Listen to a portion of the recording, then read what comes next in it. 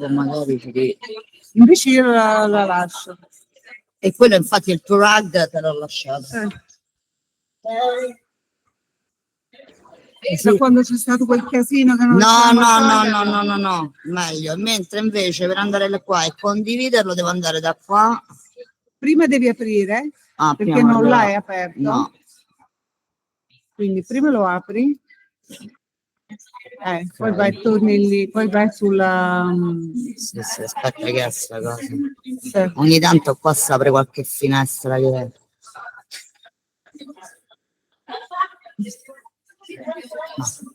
C'è interesse. Esatto, vai su, vai su finestra. Ok. Condividi. A questo punto, se io non ho capito male, adesso tu vai sulla, come si chiama? Dovrebbe essere già condiviso. Sì, però tu per vederlo devi stare qua, no? Sì. E loro vedono lo schermo del computer. Ok, che è sdoppiato. Loro vedono quello, vedono questo. Non so come mirror dello schermo. Non so se poi vedono anche questo, non lo so, però comunque tu stai qua. Sì. Vedono perfetto, ma Paola, dopo ormai sei meglio del tecnico. Sì, ormai mi sono imparata. No, perché ho visto l'altra volta chi è che faceva così? Non mi ricordo, ho visto qualcuno che faceva così. Ah, me l'ha detto Carlotta, mi sa. Ok, vabbè, bene, almeno si rende esatto, sì. Nel senso, allora,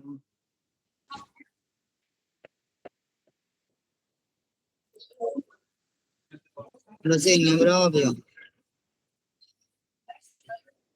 Penso che sia così, cioè, no, hai fatto perfetta Paola, è così proprio. È proprio così, sì. PC Aula vedi questo schermo in pratica. Sì, come lo sdoppia e glielo proietta allora. Non sti occhiali quanto sozzuzzi, tra un po' veramente ce l'hanno. Ce l'hai? Mettili a lavare un attimo. O un pochino col sapone, li sgrassi. Vabbè, magari lo faccio questa sera a casa. Se no con la mughina.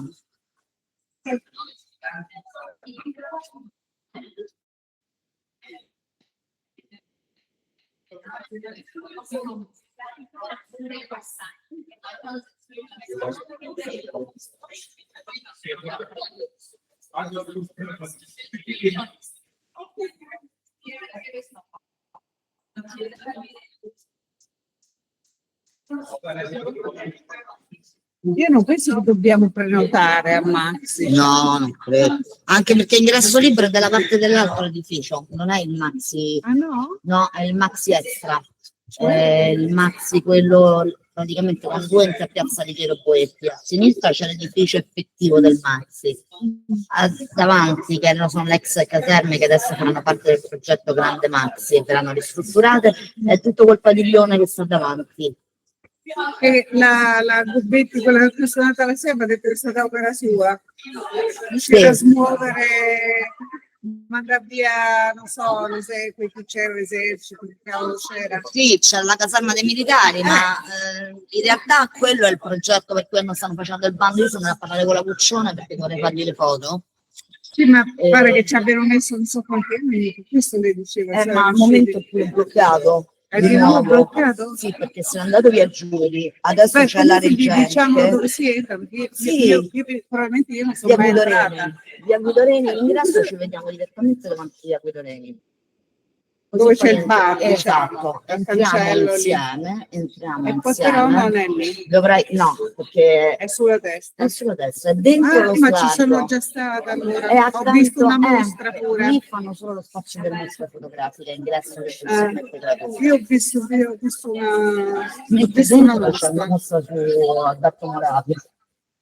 Roba che gli abbiamo dato alla famiglia e che gli abbiamo dato noi e che viene dalla fondazione con l'allestimento di Dante Ferretti, perché ha allestito l'anniversario di Passeggiate Romane quest'anno e quindi hanno fatto con Dante Ferretti un allestimento che di questo torneo degli olio di Roma, che Ma è allora, ma quello è a pagamento. Quello è a pagamento. Ed è 15 euro. se ne chiede a Martina questa roba qua.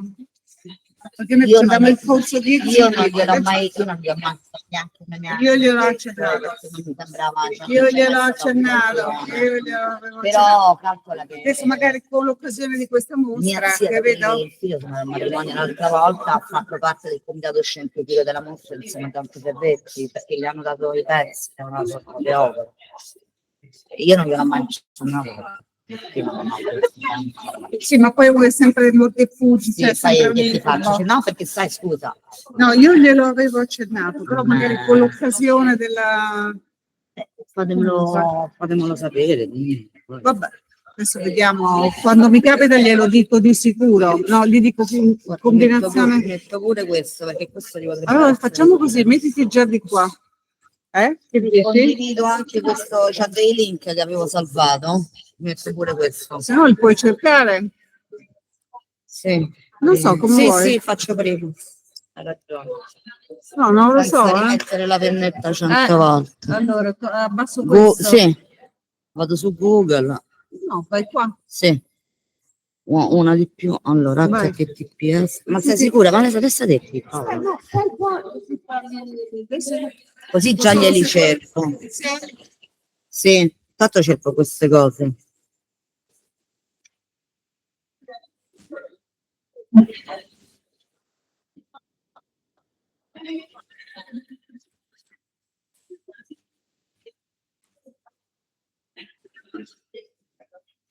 Sei in condivisione? No, Sì. te lo dico così. Grazie, tanto per. Tanto per... No, perché Sì, sì. c'è uno capito. È un attimo che... cioè, Sì. password, cose, cioè, stiamo così nella civiltà dello spettacolo. Brava, direi che sei perfettamente sul topic.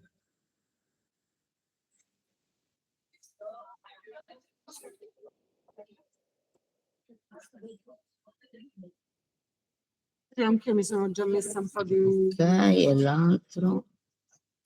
Cioè, spero che non siano scomparsi, però... Stavano giù a mangiare alcuni vicino alle... Ah, perché qui siamo su... in incognito. Navigazione in incognito. Comunque al limite aspettano un minuto, cioè, Sì.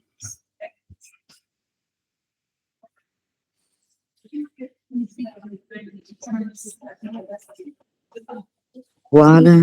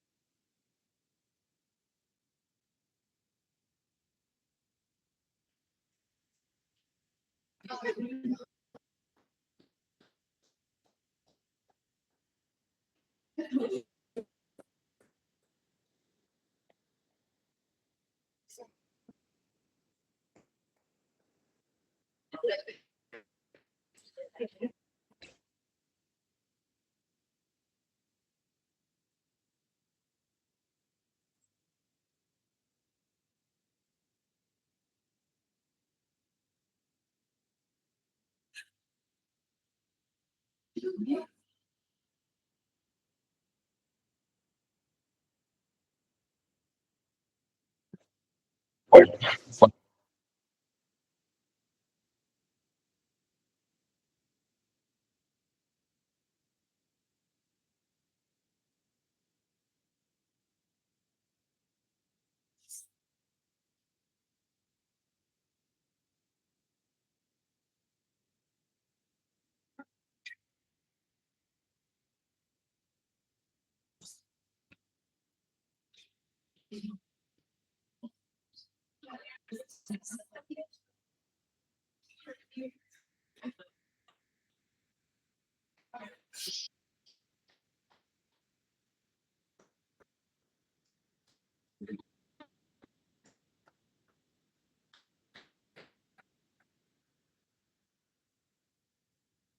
tornare a quello di prima? Quello lo puoi togliere. No? Lo Ah. butto subito?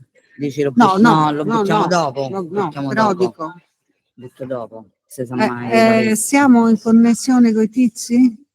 No, quello sì, no, nel senso se coi sono tutti connessi fanciulli. online, Sì, sì. Quindi pare tu tutto a vai là, posto. E però lo leggo da qua, tu lo leggi da lì, dal esatto, PDF, dal normale, dal PDF. PDF del desktop. Esatto. Allora, questa invece è la mia. Puoi andare un questa io attimo qui? non te la Cos'è? tocco tanto. Quella è la mia. Sì, questa potrebbe essere È la mia cosa, questo è il tuo PDF.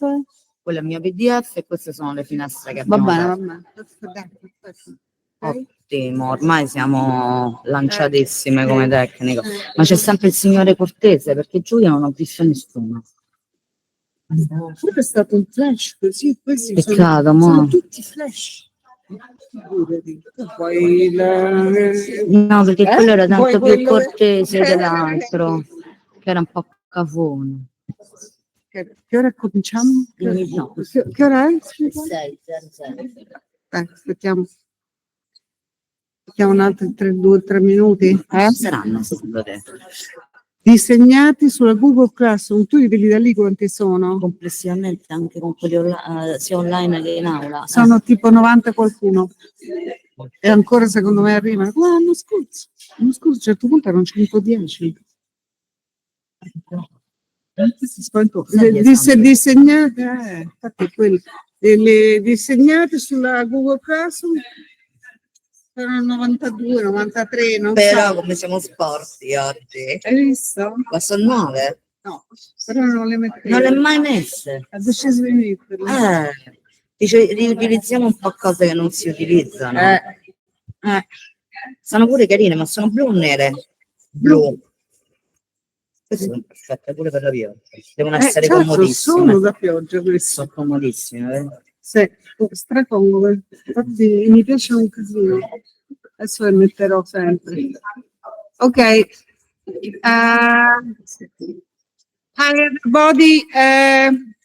You think your colleagues are somewhere around, you know, in the square, or can you call them? You know, if people is outside the building or things like that. Okay, so we start. So good afternoon, everybody. I have an important announcement for the course. We told you last time that on October the 30th, you were requested to present the midterm project. Remember that? But we decided to postpone it of 1 week. That is November the 6th, I think. Because we want to organize a visit with you to the Maxi Museum. Have you heard the Maxi Museum in Rome? Anyhow, there's an exhibit that opened maybe, I don't know, 1 week ago, dedicated to the Italian television called RAI. So it's a It's an important occasion for you. It's dedicated to I think it's 100 years of radio and 70 of television in this country. So, and this exhibit is dedicated to the history of this very long period. The content of the exhibit is precise for this course. This is somehow performing arts. I should say it's more related to media, but forget the philology. So let's say it's okay. And it's a good occasion for you to train your skills, taking photos inside the exhibit. That could be also your final photo project, of course, because it's perfect. The subject is perfect. So we will put the announcement again on Google Classroom, but write it down. It's October the 30th at 3 p.m. I mean, at the same hour, okay? Same hour as here. We meet there in front of the museum, Via Guido Reni, is it? Via Guido Reni, and that's all for the moment. Okay. I leave you to Francesca Pompei. Yes, because the Professor Bertoloni has found for you free exhibition. Yes, it's free. So it's free for everyone. And it will be an exhibition about the centenary of the first radio emission. And also because it occurs this year, the 70th anniversary of the first television emission here in Italy. So the topic of the exhibition is related to arts and performance and communication. And you're warmly asked to bring your own camera or your mobile.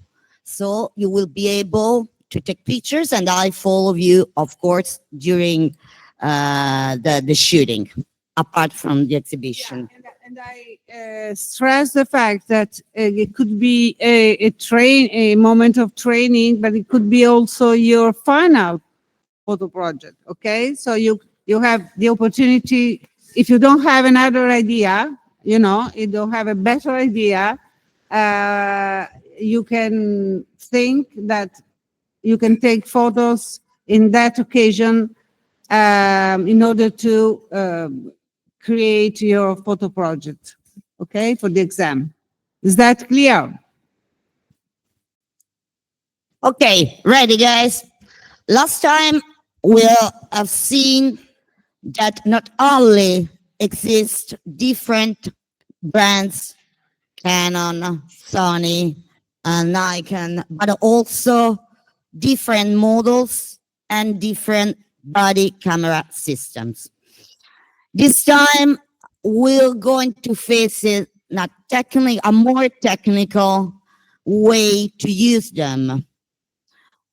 That's why I brought some PDF to you to show how the manual exposure works. Why manual? Because most of people see something and boom, take a picture, okay? And nearly always in automatic way, also with your mobile. But taking a picture is all about the choices that you make before you press the shutter. So we are going to learn something together that I hope that make you able to take a good picture with your own peculiar style in a manual way, practicing not in automatic way, but in a manual way.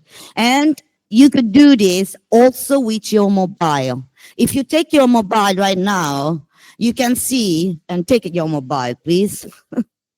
You can see that there exists also a pro setting.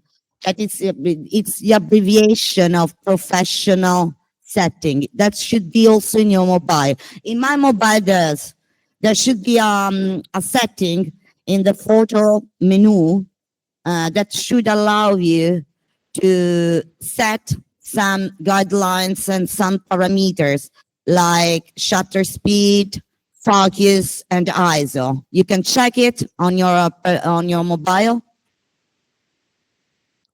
Anyway, you could practice also later if you want. At the end of this course, all of you be able to take a picture in a manual way. That means that if you want, you can also keep on taking in automatic. There's nothing wrong with it, but it won't be an obligation or a restriction anymore. It will be a personal choice. Okay? So let's face, I assume that the first 2 or 3 lessons are a bit more complicated because we are going to face the technical aspects and characterization of photography. But don't be frightened and don't worry about them because it's easier of what you are thinking. And we are not learning how to make a surgery after an heart attack. I mean, so no panic, and let's face the techniques of the manual exposure. So, first of all, a photography is the act of taking, recording, reading, and storaging a good, well-balanced image with a good exposure. In other terms, a good exposure is a picture where you have a well-balanced sequence of tones from white, brightness, to dark, black. Okay? So with a lot of grayscale and gray tones in medium. So not to lose details and informations in bright and contrast, or in other terms, in white parts and in black parts. In order to do this, we are going to face the triangle of the exposure. Triangle. The triangle is composed by 3 basic elements that are the basics of a good exposure. And the 3 key elements are, someone who knows already what are these parameters? So, okay, tell me. At least one. And not read. It's already read inside, but written behind me, but go. Oh, so you have a camera. It's easier. Okay. So first parameter. Who else has brought his camera here? But the rest of you has the mobile. So you can practice also in mobile and it would be clearer. And in this lesson, you are strongly allowed to keep your mobile. So first parameter, tell me. Shutter speed. Second parameter, who else? ISO. Third parameter, the last one, last but not least. Good, aperture. So the 3 basic parameters of the triangle of the exposures are aperture, shutter speed, and ISO. In this first lesson, we are going to face aperture and shutter speed. Next lesson, ISO with other characterization. Okay, so not to fill your head altogether with many concepts and ideas. Okay, step by step. And please, I remind you to interrupt me. Please don't be shy if something is not clear enough. Okay? So, the first parameter is the aperture. For the moment, not read the papers behind me. Just listen me. Listen at me for the moment. The aperture. The aperture of the camera works like your eyes. And because the photoreceptor of the sensor behaves in a very similar way of the cells of the eye's retina. So, like our cells in the retina send the signal to the brain, in the same way, the megapixel of your sensor, the photoreceptors, send the light signal to the sensor. So our cells send signal to the brain, photoreceptor send signal to the sensor. Okay? Another important concept. The sensor is an analog element. That means that works exactly reacting to a stimulus, to the stimulus of light. Is the processor that is going to transform in binary digits your signal. And that's why the new generations of camera systems are pushing the limits of processors more than resolution. So first notions to keep in mind is not that the resolution, the most important thing of the camera, but it's more or less the processor. Also because it's the processor to rule the ISO, the shutter speed, and to take control of the other guidelines of your camera. It's clear now? Go on. The aperture works like our eyes. Any of you is affected by myopia? Myopia? Okay. Generally speaking, what do you do to see better, to see it clearer?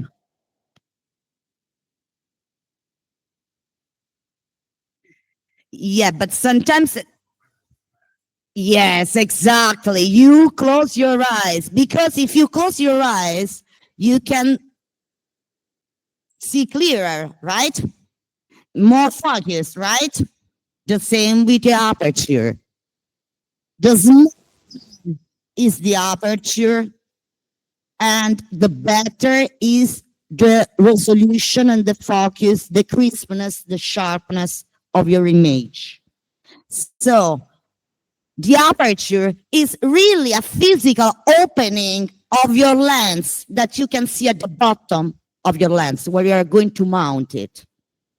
It is composed by an iris surrounded by blades, a different number of blades. And we'll see in the lesson about the lenses that the number of blades surrounding the iris are very important because are related with the quality of your lens, but not for the moment. So the larger is the aperture, the more is the light coming inside your camera and impressioning your sensor. Because I think that you all know that what does it mean, the word photography in Old Greek? Photography. Exactly. So you need the light. The first element that you need to take a good picture or to take a picture, stop, is the light. How much light and for how long? The aperture determines how much light you let come into your camera.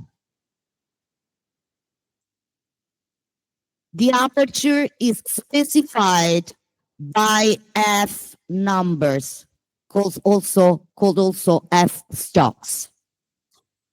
The f stops comes from a logarithmic sequence: 2, 2.8, 4, 5.6, 8, 11, 16, and so on.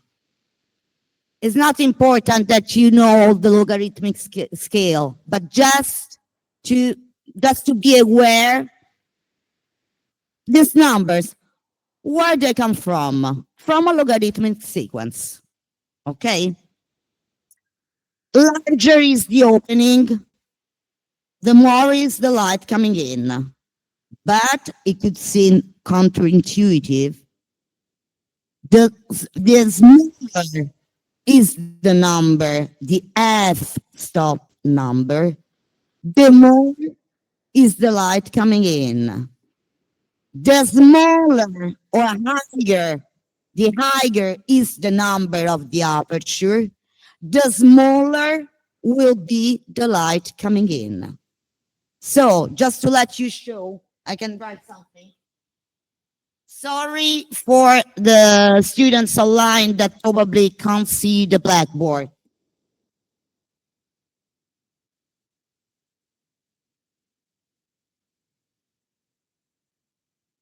This is an aperture, say 4.5.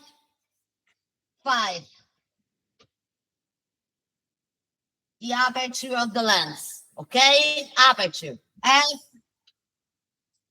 I've already told you that photography has a language, and some terms you must learn. F stops, that are the measurements of the aperture, you must learn simply the abbreviation f stops. So to be able to speak all the same language. F stops, focus 4.5.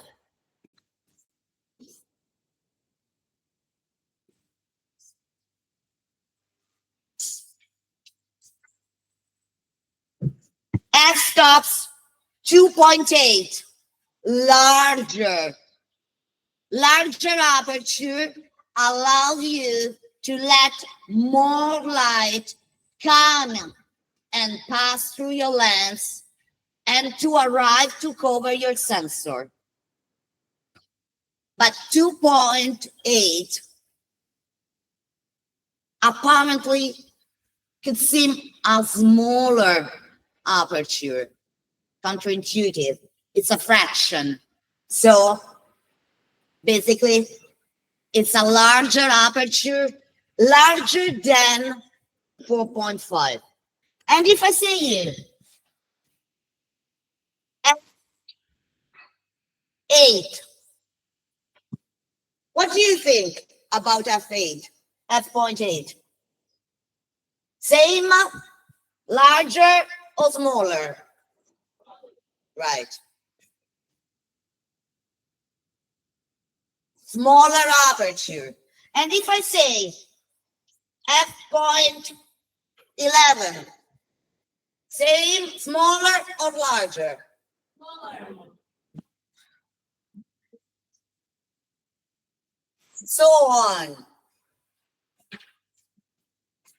Good. You already learned the aperture, how it works.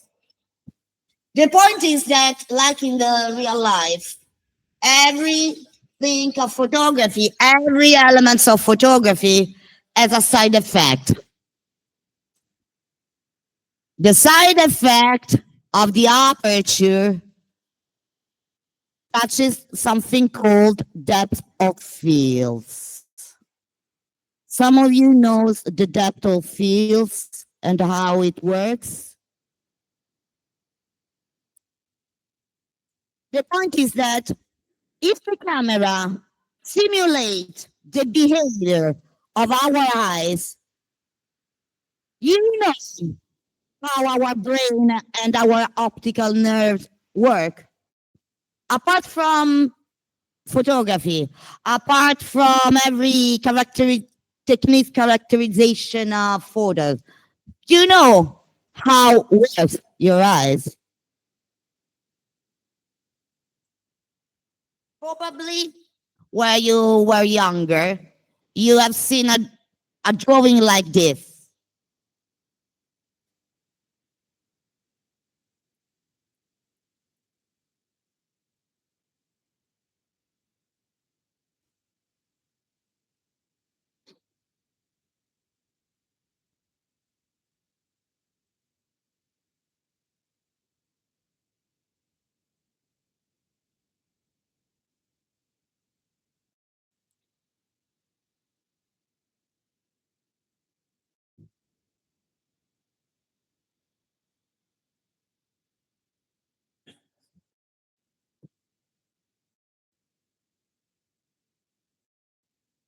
Sorry for my drawings that is not very good, but someone of you remembers a sketch like that in the old books of the primary school.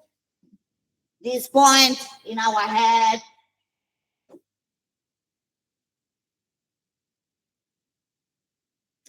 Yes, the point is that in our brain there exists only one point where the image is from, and only one point where the image is in focus. And like in our brain, it's the same in our camera. There's only one point and one plane of focus in our brain, like in your camera. Whatever camera it is, your mobile, my professional camera, Professoressa Bertolone's point and shoot camera, it's always the same. One only point of focus. Everything that lays on that hypothetical surface will be in focus. All the subject, all the object, all the landscape on that plane. In this case, in case of my drawing, it would be this point. Everything beyond that point, or behind or in front of that point, won't be in focus. That's why when you're going to see something very closer like this, you are not be able to put it in focus. You have to find the right distance, right? Have you already experienced in everyday life? So it's the same from the aperture. More light allows you to take a photo where the surrounding areas are, for example, obviously too dark or without much light. If the area, your location, is not brightly lit, it's not very luminous, you need to catch all the light that you can.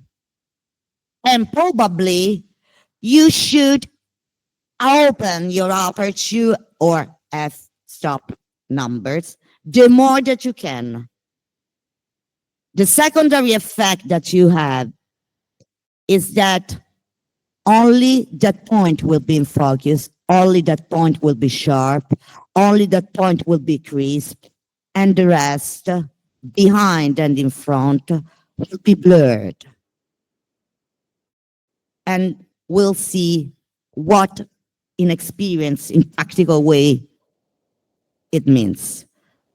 But that means that, for example, if you're going to take a picture of a landscape where you want everything sharp from the first plane to the subject and beyond your subject, you need to maximize your depth of field. Remember, think of your eyes. So, like when you close your eyes. So, sure, a lot of depth of fields, first stage, secondary stage, third stage, your subject until the landscape. At the same time, less light that comes in. because the aperture is smaller. For example, f11. But if you want to isolate your subject, because you are going to take a portrait, for example, or if you want to eliminate a disturbing element of the location, of the surroundings, for example, a pole, a rubbish bin, a rubber beans, or stuff like that, you want to stress the focus on your subject, and no matter all the rest. So in that case, you are going to use a larger aperture. So to allow more lights to come in, but at the same time to or the other things that are not your subject. Okay? Then we'll go into see in depth what it means. But it's clear for the moment, the idea, the concept, the notion. Have you coded? Okay. So,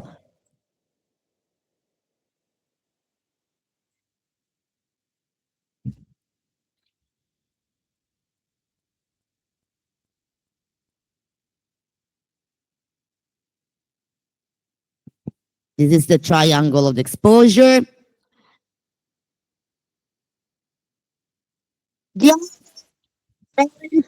So we have seen how much light and the secondary elements of the triangle of the exposure is shutter speed. Some of you has ever practiced with film, with analog film in the past. Okay, because the shutter speed is exactly the same of what we called in the past with the film, the speed of the film. How is fast your film, the old film that you can roll inside your camera? Okay, but just to tell you, no matter if you haven't practiced it. How much light for how long? Like in real life, light and the time. Well, the time is determined by the shutter speed. What you set before you press your shutter release. Shutter speed numbers come from a fraction. Fraction of what?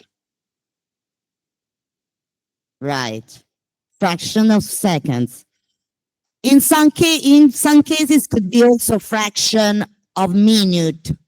But if you're going to take a very long exposure, generally speaking, the shutter speed is related to the quickness of your subject, the quickness of the movement of your subject, because allows you to freeze the moment, or on the opposite, to blur the effect, to leave a sort of slipstream behind your subject, something that technically speaking we call in photography dust effect, with a slipstream behind the subject that you can easily notice, especially in sports and very fast subject moving in front of you.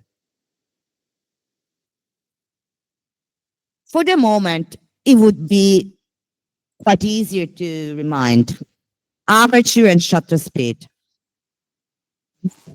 The shutter speed has a trick. Shutter speed has a trick because as a side effect of the shaking.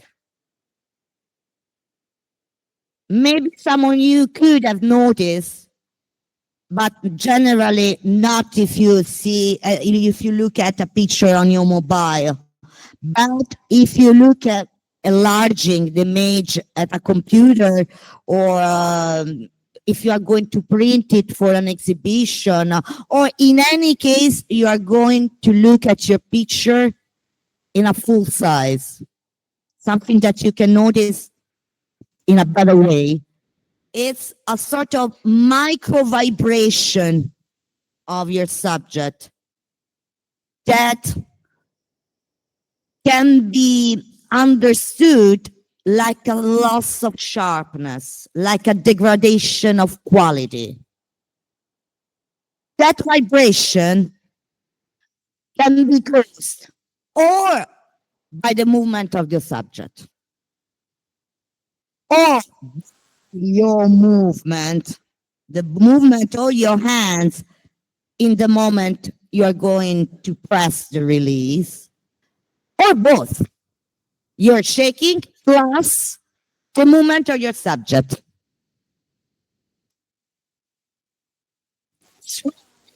The golden rule of photography explains that you should, to be sure to take a stable and steady image, you should never, never, never use a time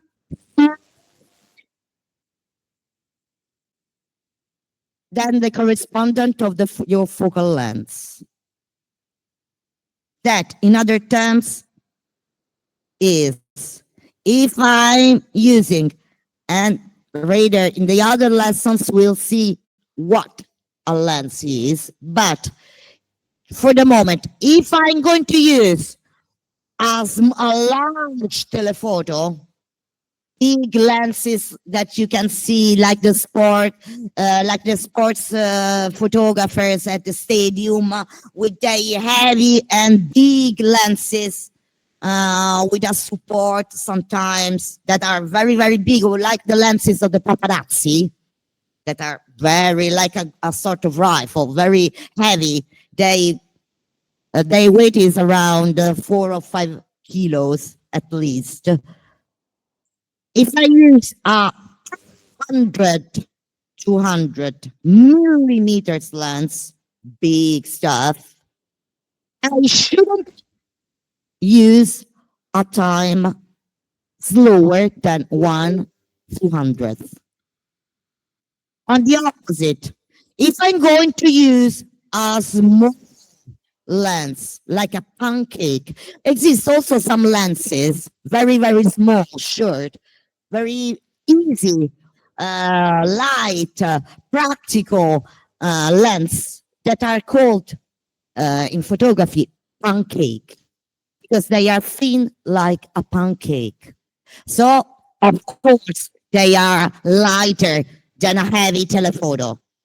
And their focal length is short, very, very short, a pancake. So, for example, 20 millimeters.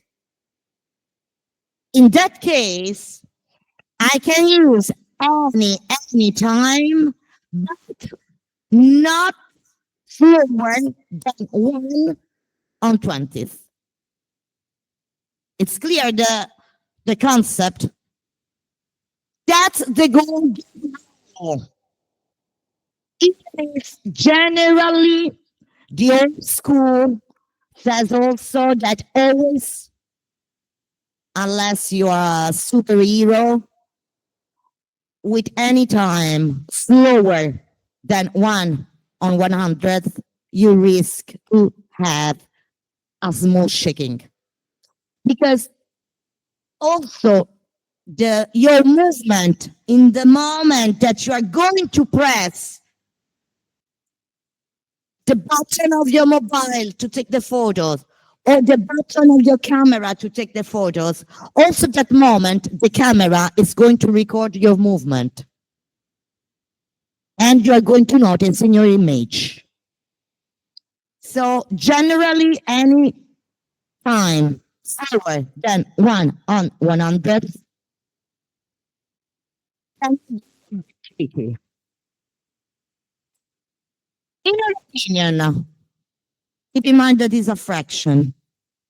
If I say And keep also in mind the aperture mechanism of the sequence.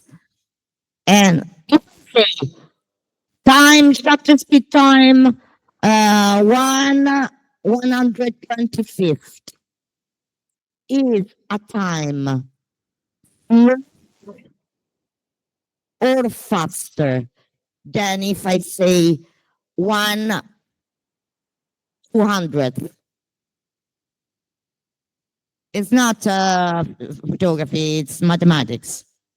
A fraction. So mathematics reminds of your mathematics notions, guys. The fraction 1/200.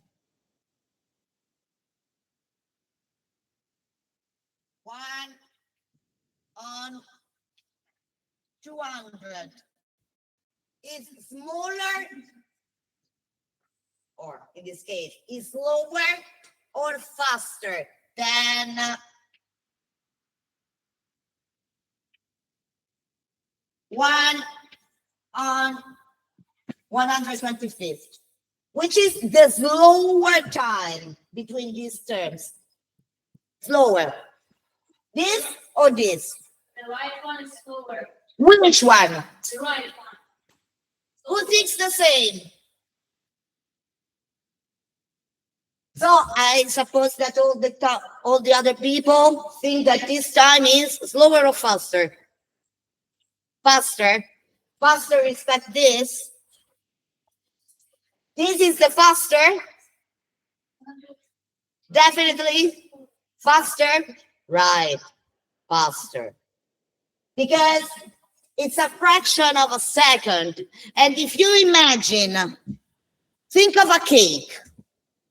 Think of a cake, the classical example of the cake with the slices.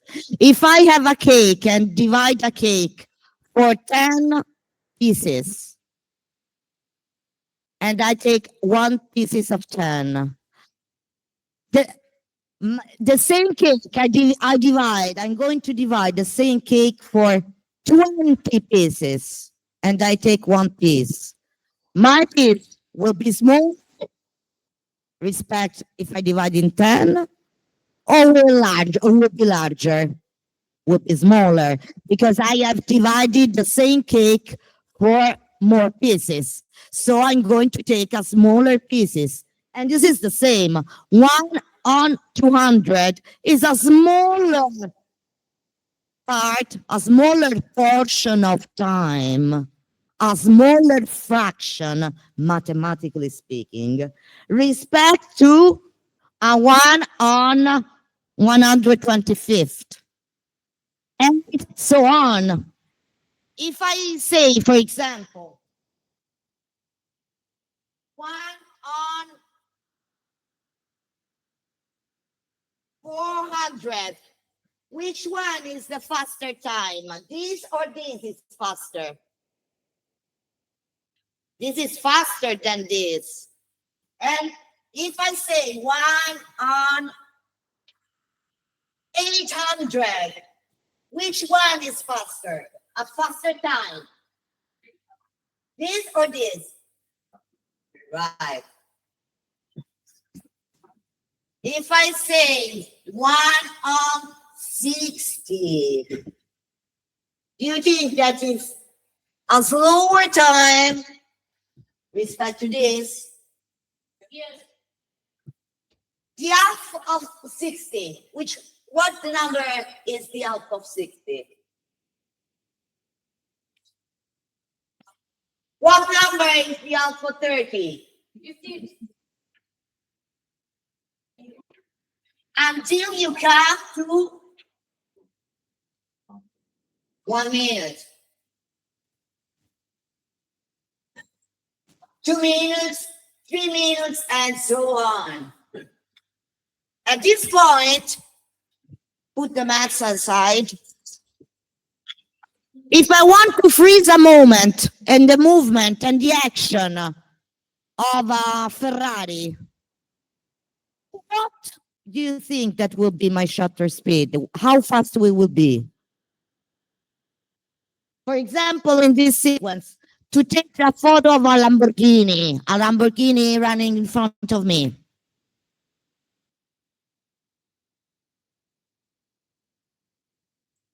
Which one would be the best?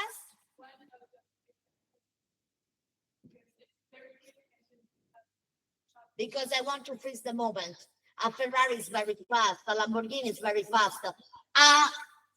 Sinner, the tennis player, you know Sinner? Sinner, one is playing tennis, it's very fast. I want to freeze the action of the sports movement. I'll be using a very quick speed, a very quick time. If I want to freeze the moment and the action of a person a student that now is coming in the classroom, probably a student will, I think, that it won't be running like a Ferrari or like a Lamborghini. So it can allow me to use a slower time if I want to catch the moment. And for many other examples that comes into your mind. The side effect is the shaking and the gusty effect that sometimes could be also creative. To avoid the side effect that of a slow shutter speed, you should find something that make you more stable, make you stabler. So some system support that generally classical is the tripod, but could be also a monopod. But if you don't have a tripod or a monopod with you, what could you use to be more stable, avoiding shaking? Then a slow time can affect your whole photo. What can you use? For example, now in this table, what can I use to be more stable? Also with your mobile, because you can shake also your mobile at the moment of taking a picture. Generally, to be stable, more stable, what do you use? Any? Right? Bench, table, the back of a chair, so that you risk less to shaking and you're stable. You can also use your body, your position. Some photographers, some very well experienced photographers also use a breathing technique. Inhale, hold, press, release, and exhale. But it's on you. The point is that you should take the light photography. This light must come by the aperture opening.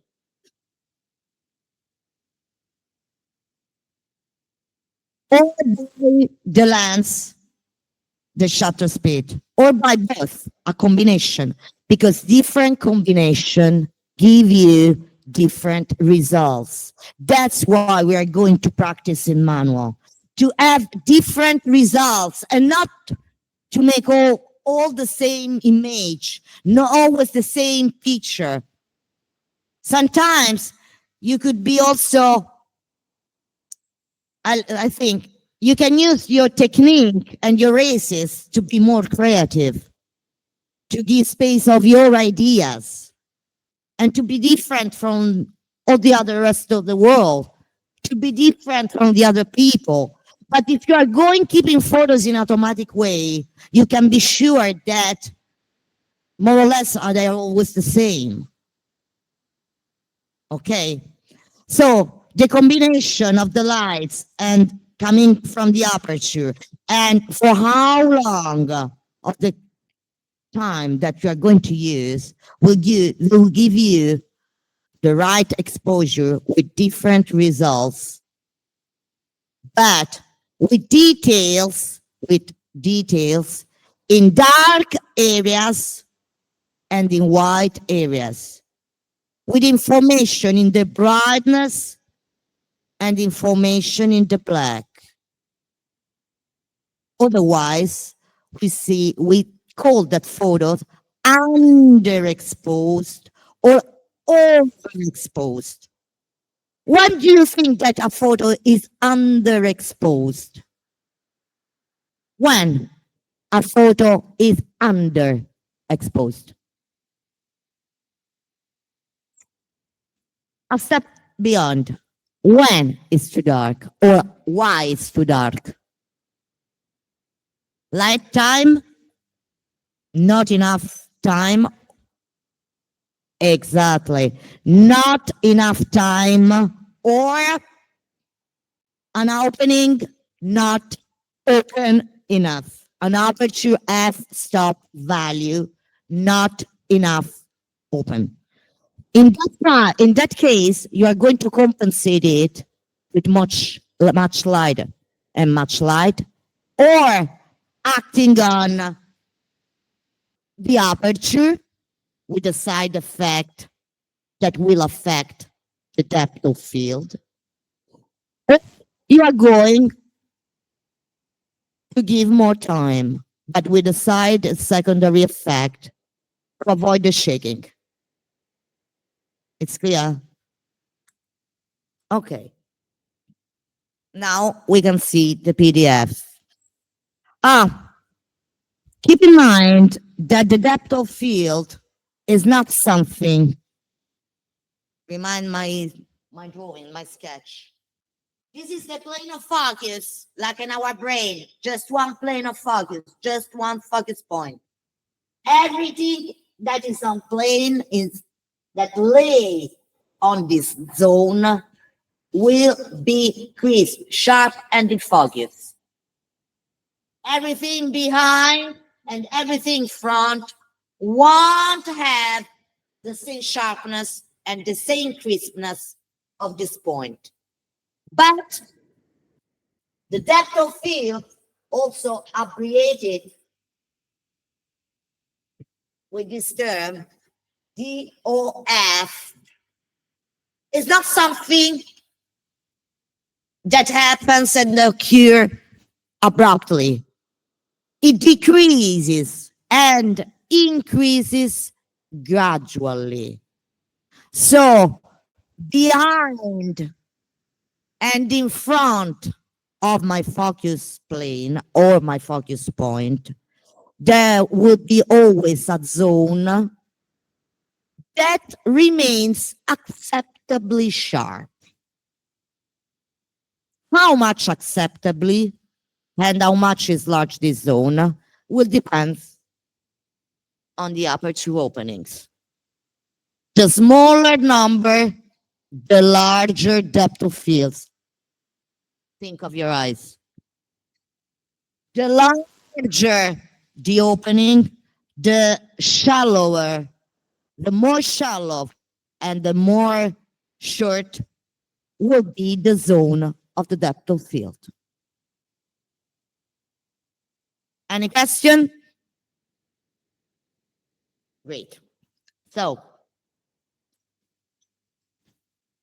here's an example of the iris blades that I've talked to you before.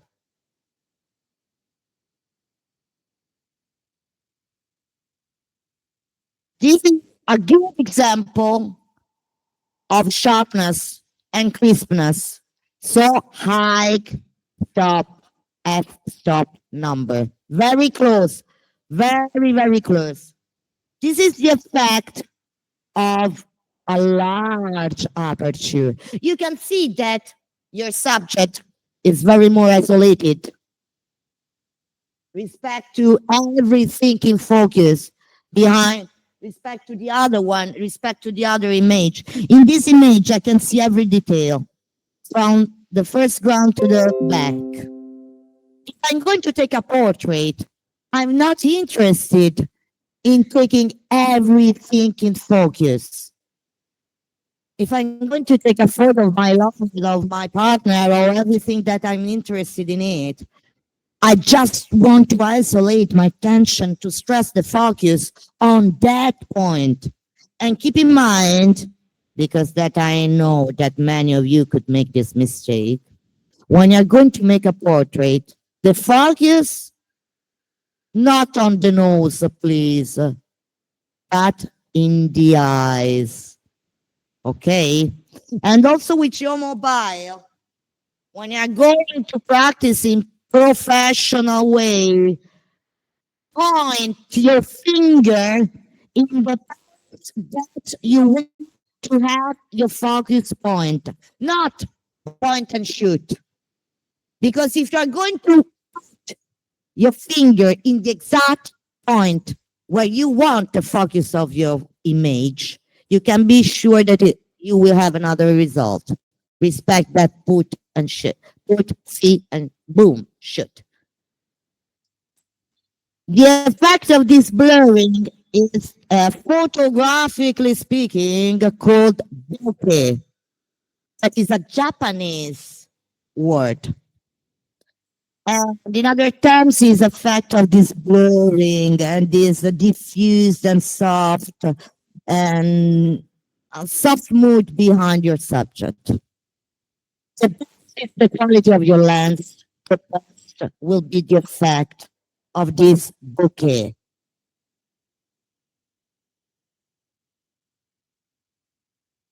This is how a shutter speed in mathematics, in a mathematic way, works.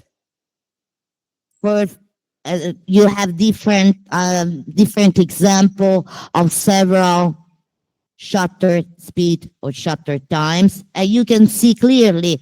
Think of a cake, because it's easier to remind it. And this is the effect of a blur time, like in Francesca Woodman image. Francesca Woodman was a great photographer, younger than you. She committed suicide here in Rome, younger than you. She was a great artist, coming from a family of artists. And she used to take photos of herself and self-portrait before that you are going to take your self-portrait with your mobile.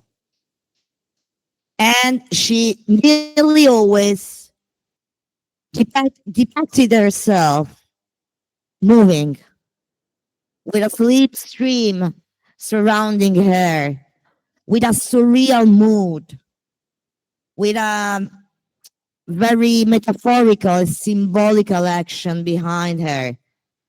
If you want, we are going to see other examples of her work. But just to give you an idea of how a blur and ghost effect can be. In this photo, the one behind me of Francesca Woodman, on your opinion, and don't be frightened if you're wrong. Slow or shutter speed? Right. These are the effect I was speaking about, out of focus image. You can see that there are some vibrations that are not recorded well by our brain, but in terms of quality of image are seen like a sort of disturb or degradation in quality of the image. In this other image by Philip Halsman, Halsman is a very famous old school photographer. He has photographed almost every star and celebrity of Hollywood, from Alfred Hitchcock to Marilyn Monroe, from Marlene Dietrich, everyone jumping. In this photo, of Dali, of Salvador Dali, that is very famous, one moment, the cats are real, the water is real, and Dali is Dali. And the chair is really jumping into the framing, but everything is frozen. It's caught like a moment, like a action of a sport player. On your opinion, in this case, slow, mid, or fast shutter speed? It's a fast, very fast shutter speed. I compensated with a small or a large aperture opening. I haven't heard you. Large, to compensate the fast, that the moment of time light comes in, it's so quick that at least in that moment I should maximize the opening. This photo is the result of at least 2021 attempts to have the exact precise framing by Philip Halsman. Any question?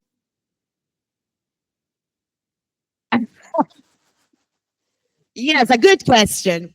Well, there's also the history of this image. The point is that the tricky part was not the water to the basket of water and to dry the floor after any photo that was wrong. But the points were the cats. To take the cats and to them inside the frame every time. That's it took more or less 1 day to every time throw the water, throw the cats, see the results, develop the luster because it was taken by a luster, develop quick the luster, see the results because it was not a digital camera, of course. And then, okay, play it again. And so on for at least 1 day. 1 day from the moment morning to the sunset. You are keen on movies and cinema. Do you like cinema? Do you like cinema? Okay. You can also say not, but not so like if you don't appreciate cinema. I mean, cinema, it's a very good art and could enjoy, would be entertainment, but also philosophy. Some of you knows a director called Orson Welles. What is Orson Welles? Do you know?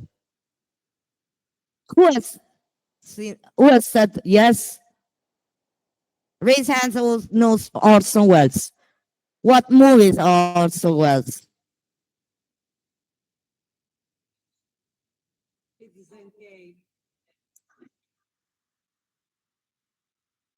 But probably you're right.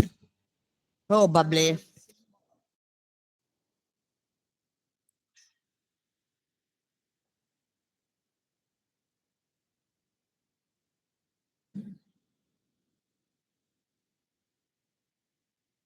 You are talking about Citizen Kane. The Citizen Kane is a masterpiece. But apart from photography, apart from cinema, it's a masterpiece that Orson Welles directed younger than you, or more or less at your same age. So, writing the screenplay as a protagonist and as a director. So screenplayer, director, and protagonist. That it's always the most important person on a cinematic set after the director was Greg Toland. Greg Toland is one of the most important directors of photography in the world. He worked with a lot of different directors like John Ford, Bogdanovich, and also Welles too.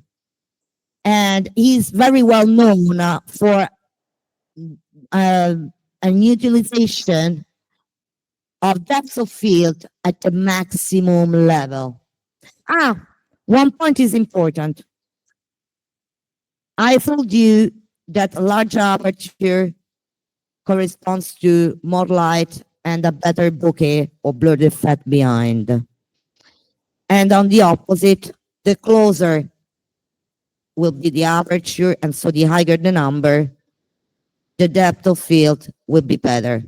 So you could think, okay, if I have a lens that closes 32, for example, aperture 32, and exist lenses that close at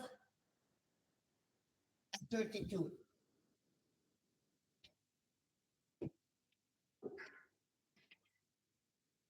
Very, very small, like a pinhole, very, very small. If my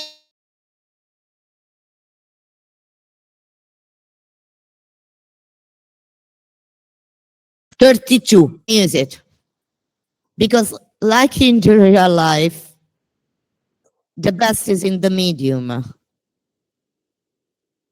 If you close the most that you can, you are going to face physics effect called diffraction.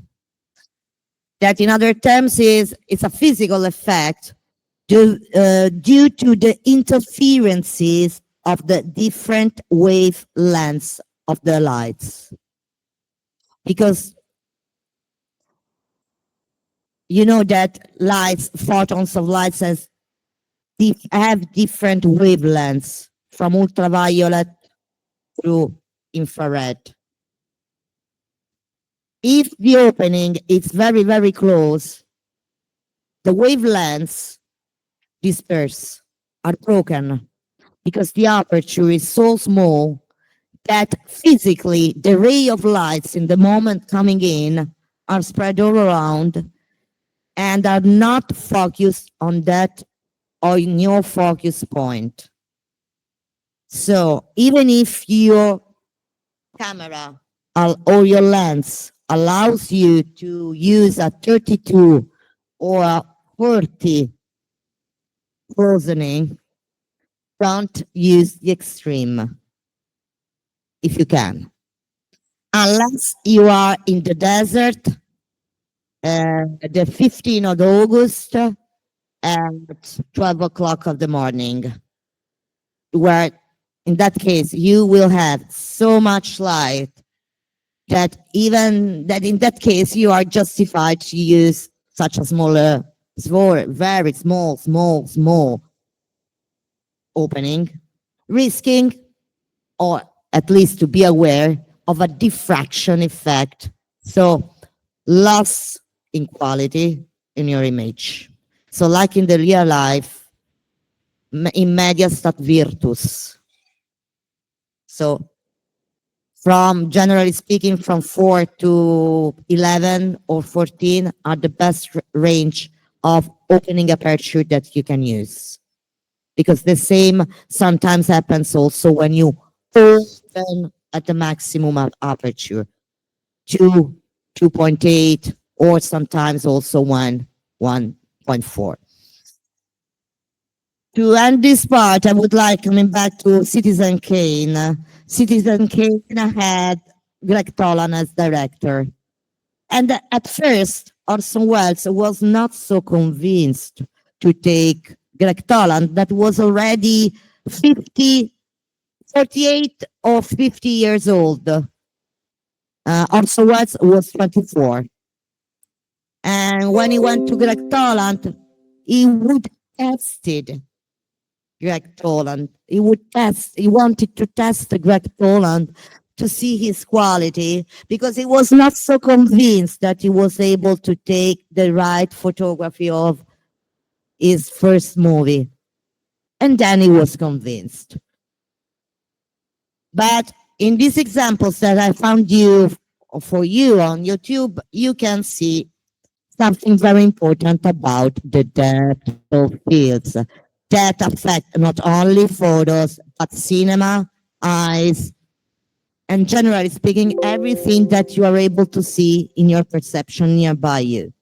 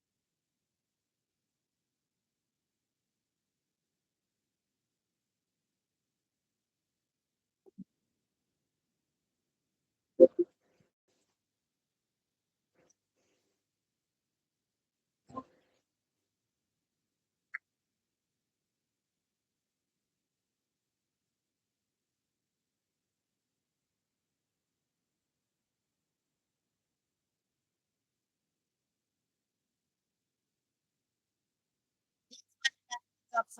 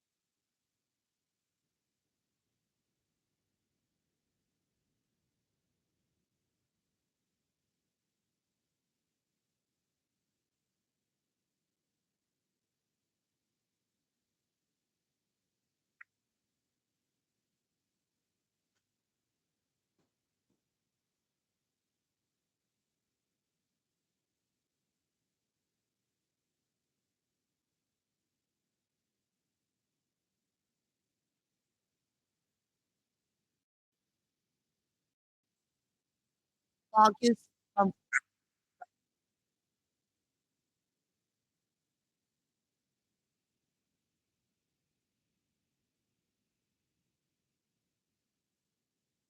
everything is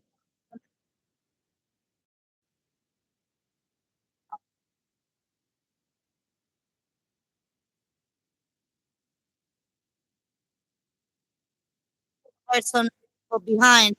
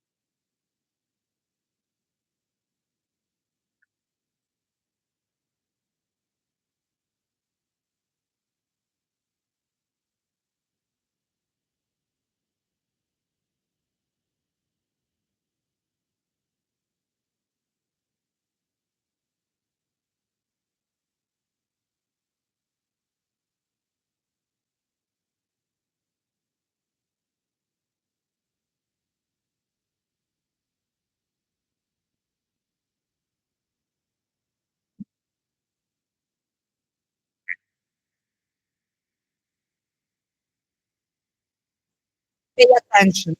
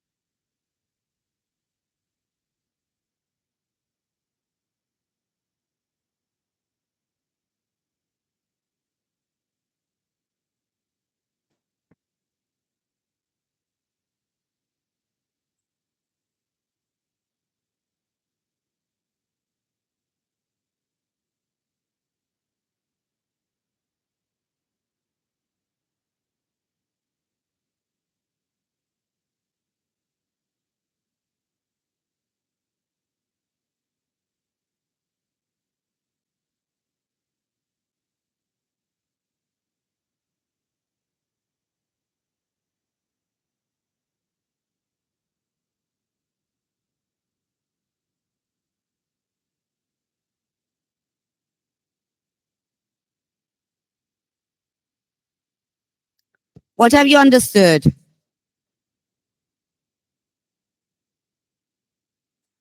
Okay, absorb it.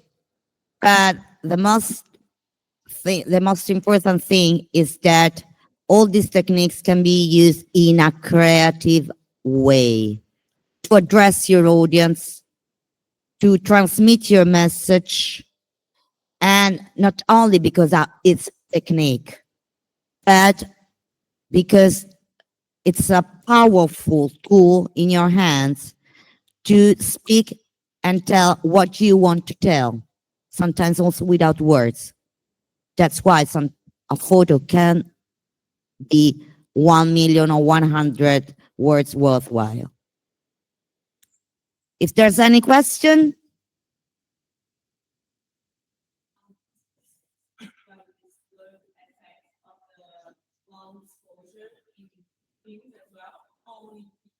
no, it's possible. Also because in the next lesson, we'll see that the depth of fields is not affected only by the aperture opening, but also by other two elements. But we'll see next time. But you're right, in any case. And it will be clearer in the next lesson, but step by step. Any other question?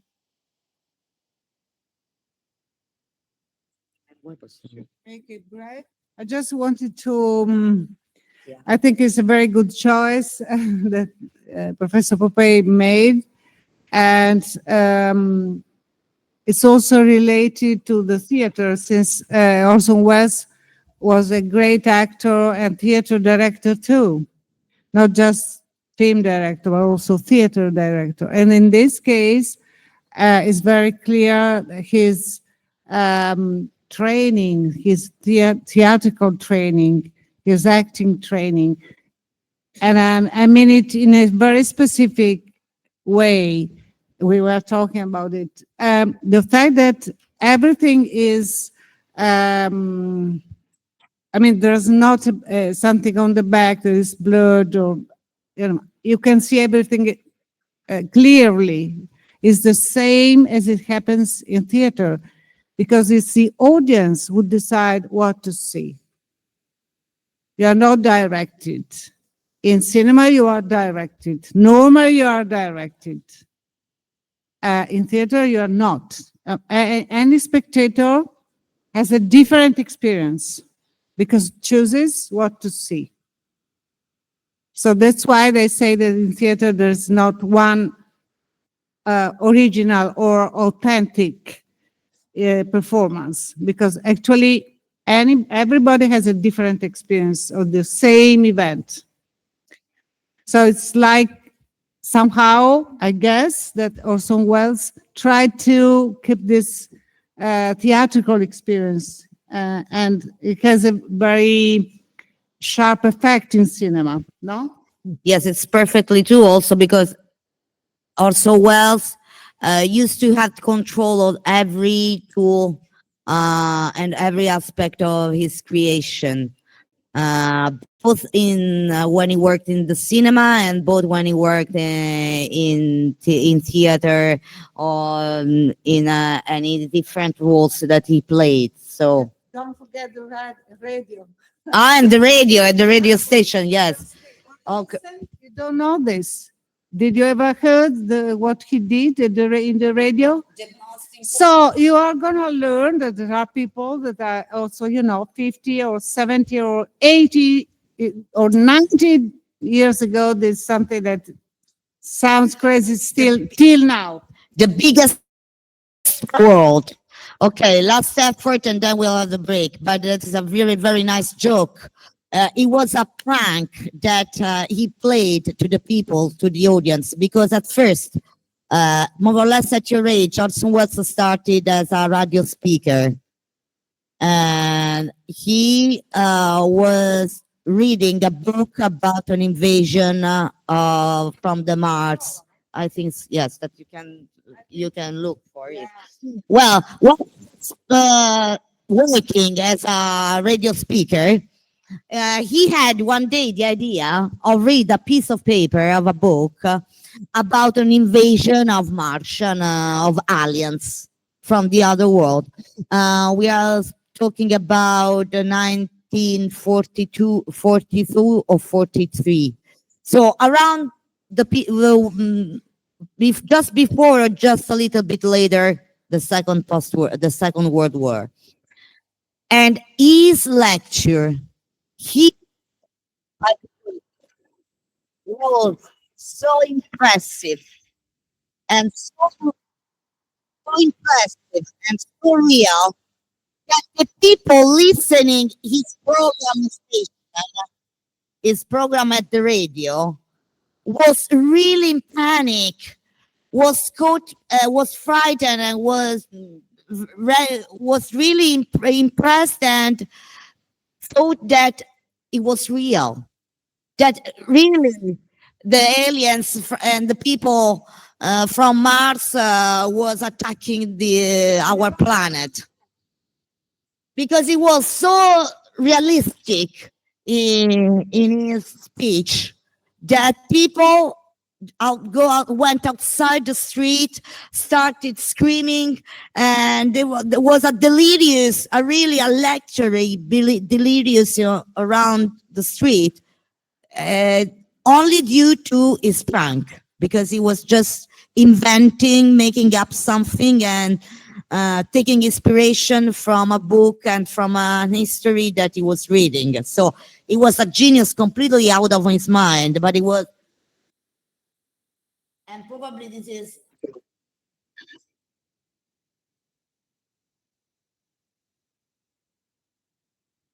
Then if you want to have find the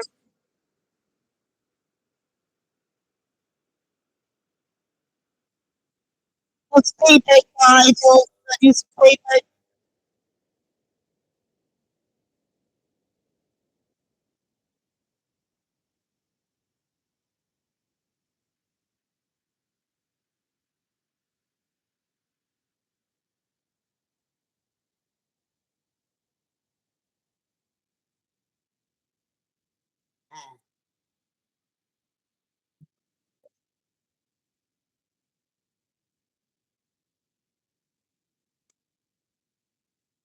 And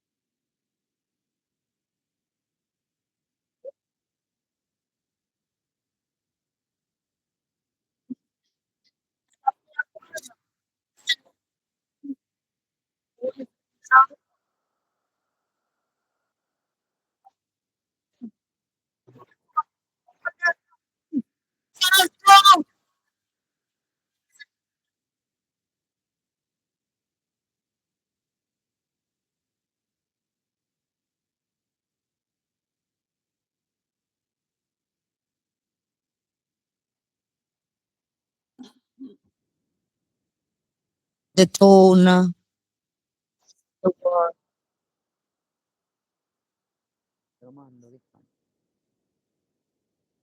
Okay, just on website. But just to remind you and to make you notice that when today, nowadays, we talk about AI, fact checking, and blurring boundaries about fiction and reality, it's not so new. It already happened in 1938. So when we talk about generative AI and the problem between fiction and reality, the blurring boundaries, okay, think of this prank.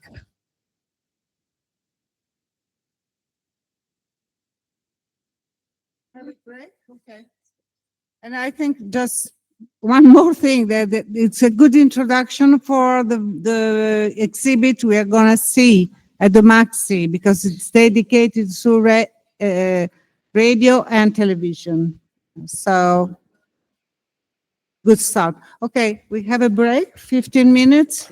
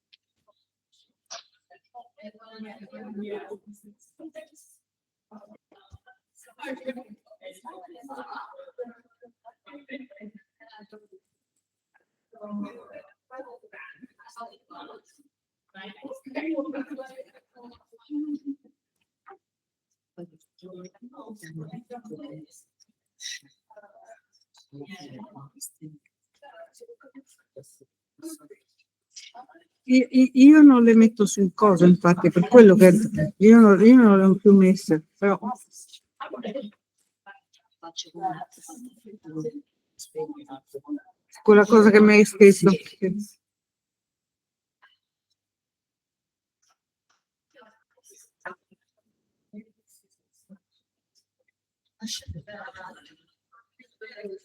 È tornata. Sì, però non mi ricordo più quando. Poi dovevo andare qualche giorno fa perché c'è stata una. Poi non sono riuscita.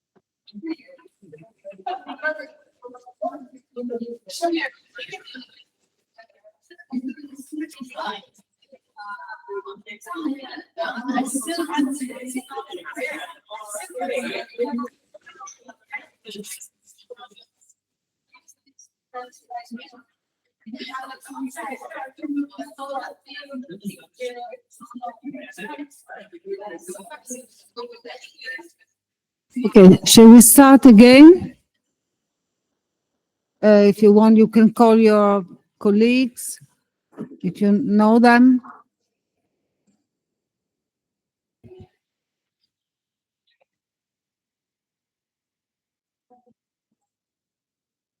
Okay, well, I start.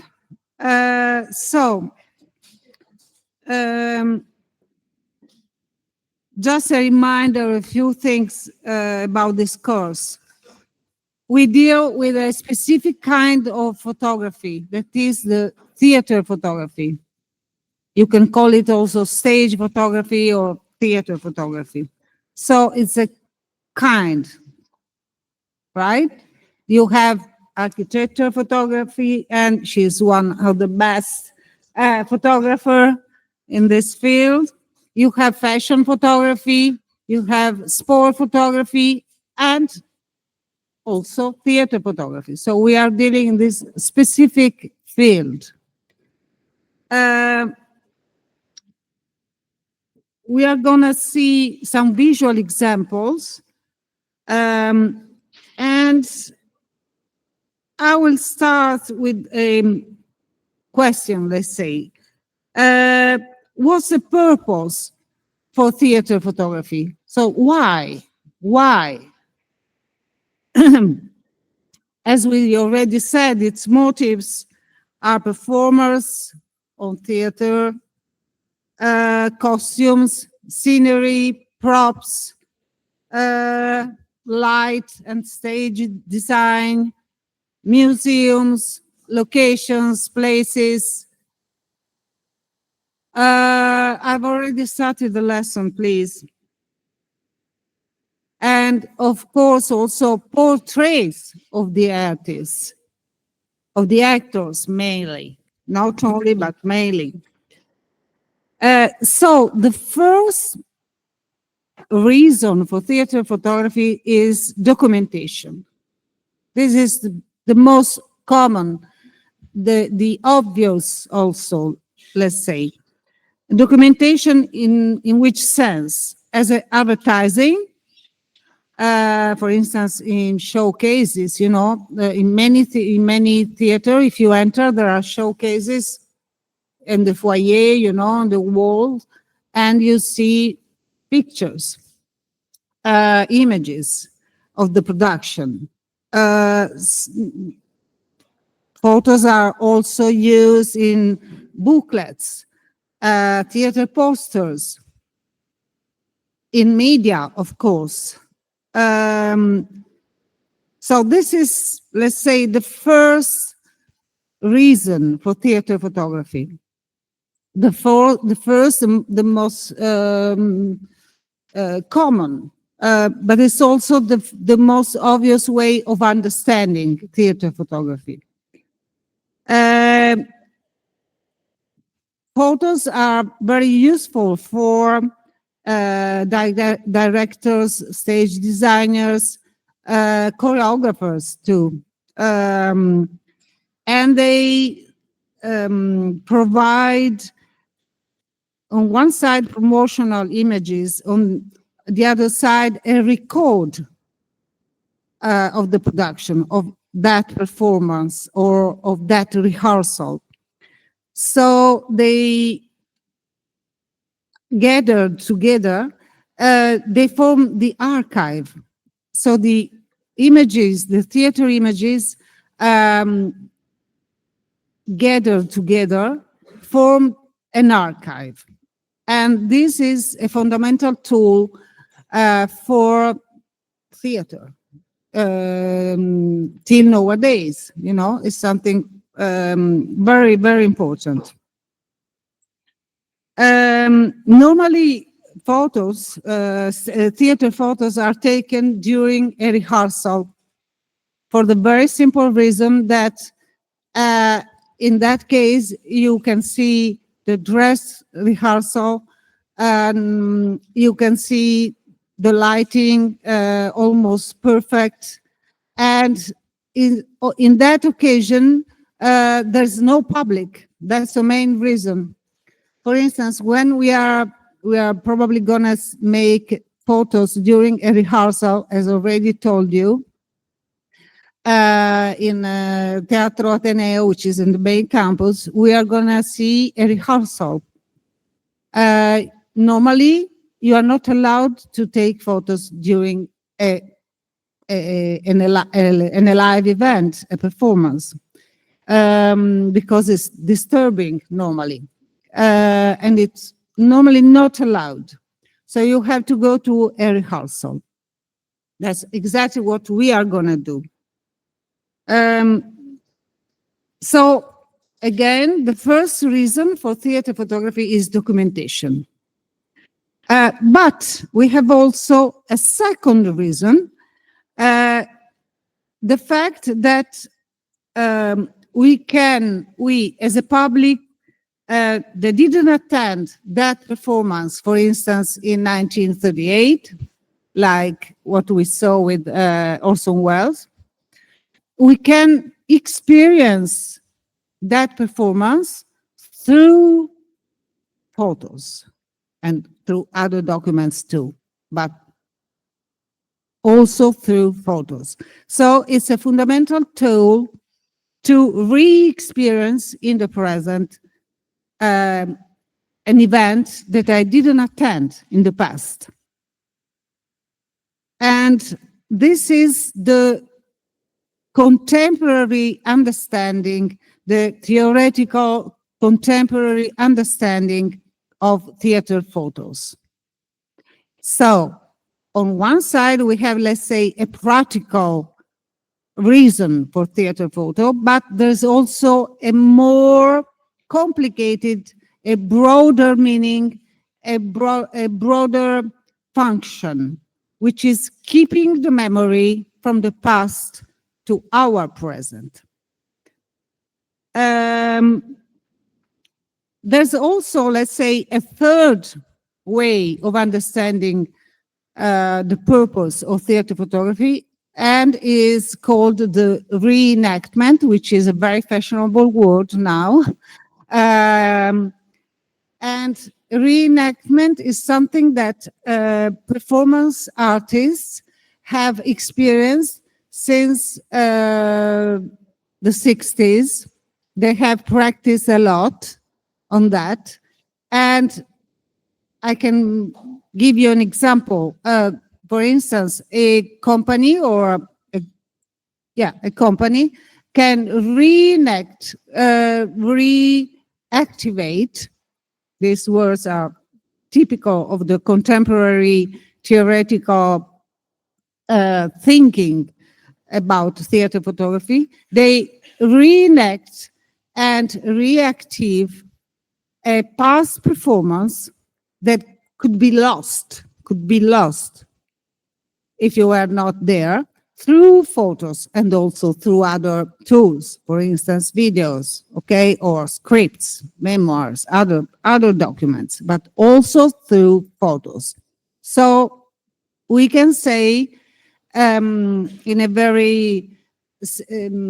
a synthesis, let's say, that there are mainly three layers of understanding the purpose for theater photography. One is the practical one, and is the documentation, something that all the actors, directors, light and stage designers, costume designers need for their work, for their everyday work. The other one is the fact that you can reactivate, you can actually experience that performance, which is a live event, a flow, you know, is something that it's transient in its nature. You can reenact that and be able to talk about it. And the third one is the way, is the functioning inside the performance art, which is a specific kind of art born in the 60s. And still today we have performance art. And it was born in the 60s. There were the happenings in the 50s and then performance art in the 60s. So,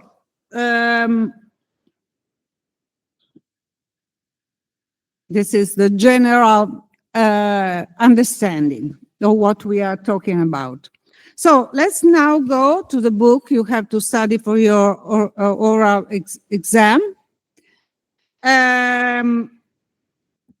I suggest you to read it, not to read it just a few weeks before, a few days before, because you can find lots of tips and suggestions also for your photo project.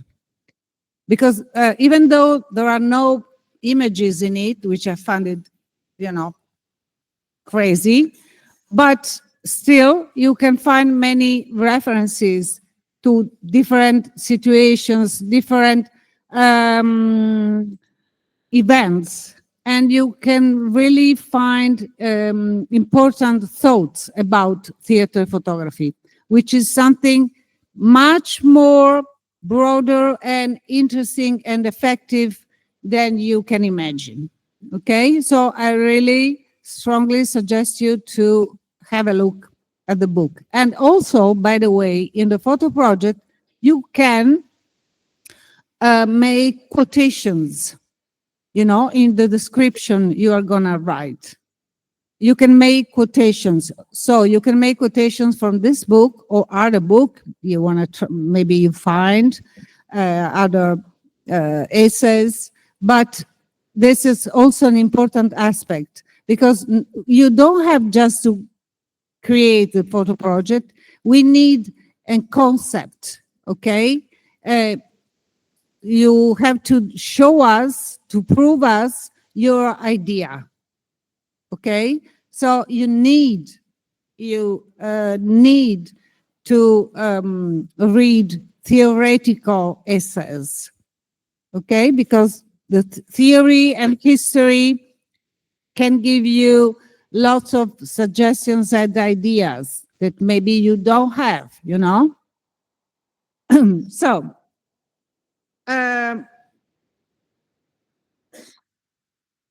I read from the back cover. While photography deals in still images, and this is clear, duplicated and circulated, we associate theater with motion, events experienced in a specific place with specific participants. Privileging points at which theater and photography intertwine, Joel Anderson, which is the name of the author, examines these points as moments in which two conceptions of an image seem to assert themselves. One crafted, constructed, and carrying meaning, the other reporting reality, capturing a likeness, and so on. So I think that in the cover, the back cover, as it usually happens, you find, let's say, the core of the book. This should be like this. And so what we understand from the cover is that normally theater and photography are conceived, normally are normally conceived as two completely different fields, simply because we consider the photography as dealing with the still images. And we normally think a theater as something based on movement.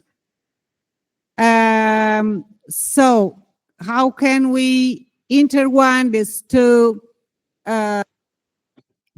functions, the movement and the stillness? Okay, this is one of the main questions of the book.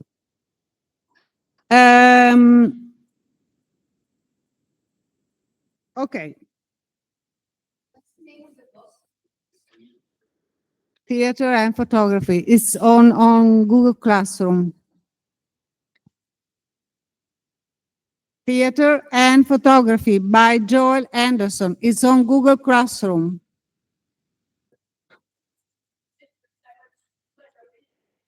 Sorry?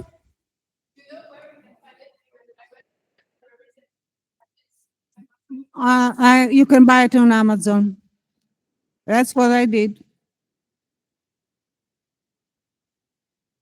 I think it's the easiest way. Is it difficult?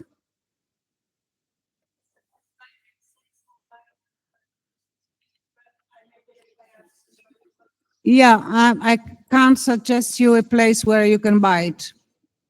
Sorry.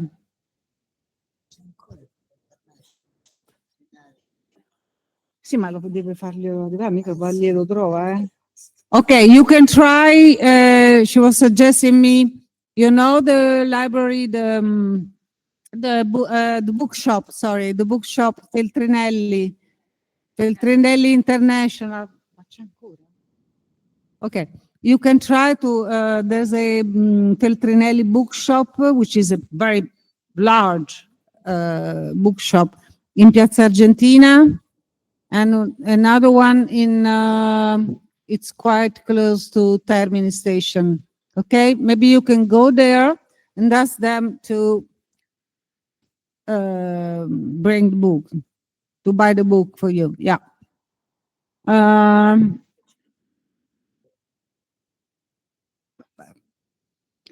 Yeah. Oppure un posto di fotografie, ma no. Ma esatto, normally people are buying this book on Amazon, so I don't know what else suggests you. So let's go on. So the author deals with these points of intertwines between theater and photography.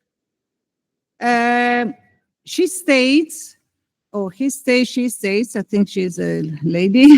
They both care for stillness, posing, and staging. So this is a point of intertwine, because staging, framing, posing is something connected to the theater language too. So in this case, we can find a point of intertwine.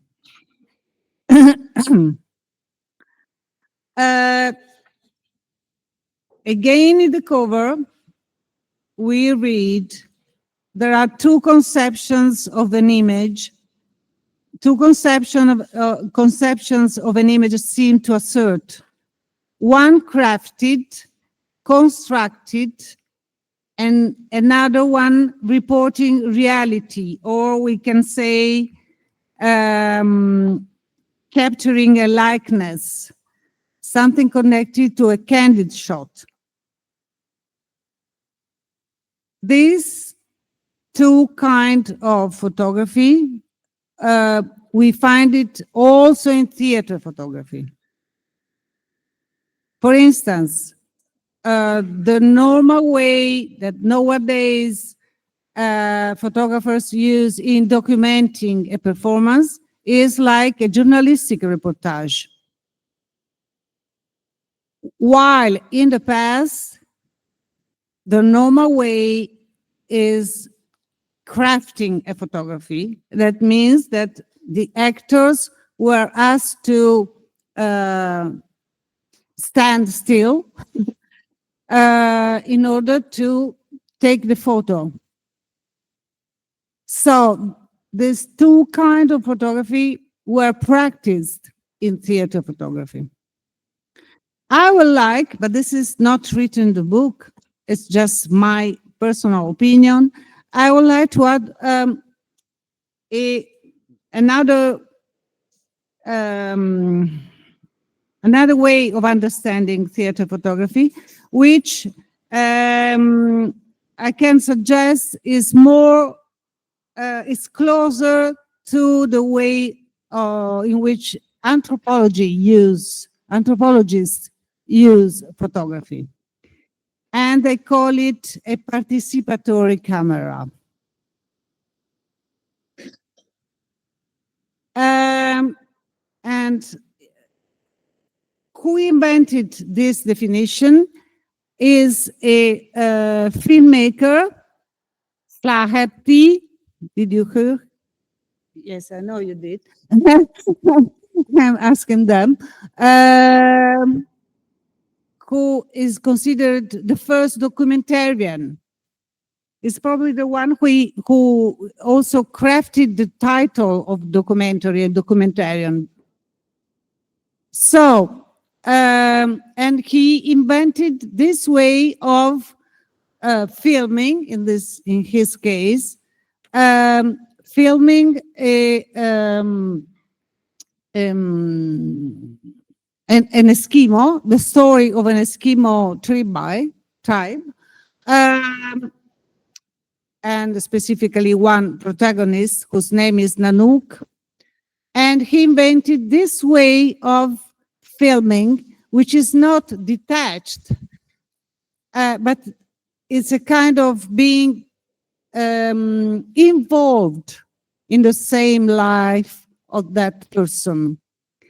And I think this is probably the best way, in my opinion, of taking theater photography, something like this. But in order to make you, I hope, a little bit more clear, I'll show you, a few fragments of this film. And again, it's on YouTube. If you are interested, you can watch it by yourself. We just see, it's just an idea for you. Dunque, insomma, devo trovare. Un'altra finestra. Dove? Sopra, apri un'altra finestra. Più, no, senza chiudere quella. Ma io l'avevo già aperta. Ma l'avevi già aperta tu? Forse però ce l'hai già. Ce l'hai già aperta. Sotto una cartella. Sotto c'è una gamba aperta. Cioè, eccolo qua. Eccolo. Aspetta, andiamo qui, ma non è questo. Eccolo qua. Ok. As you see, it's a 1922, so 100 years ago, and 22. This is the title of the film, Nanook of the North, and it's dedicated to this Eskimo.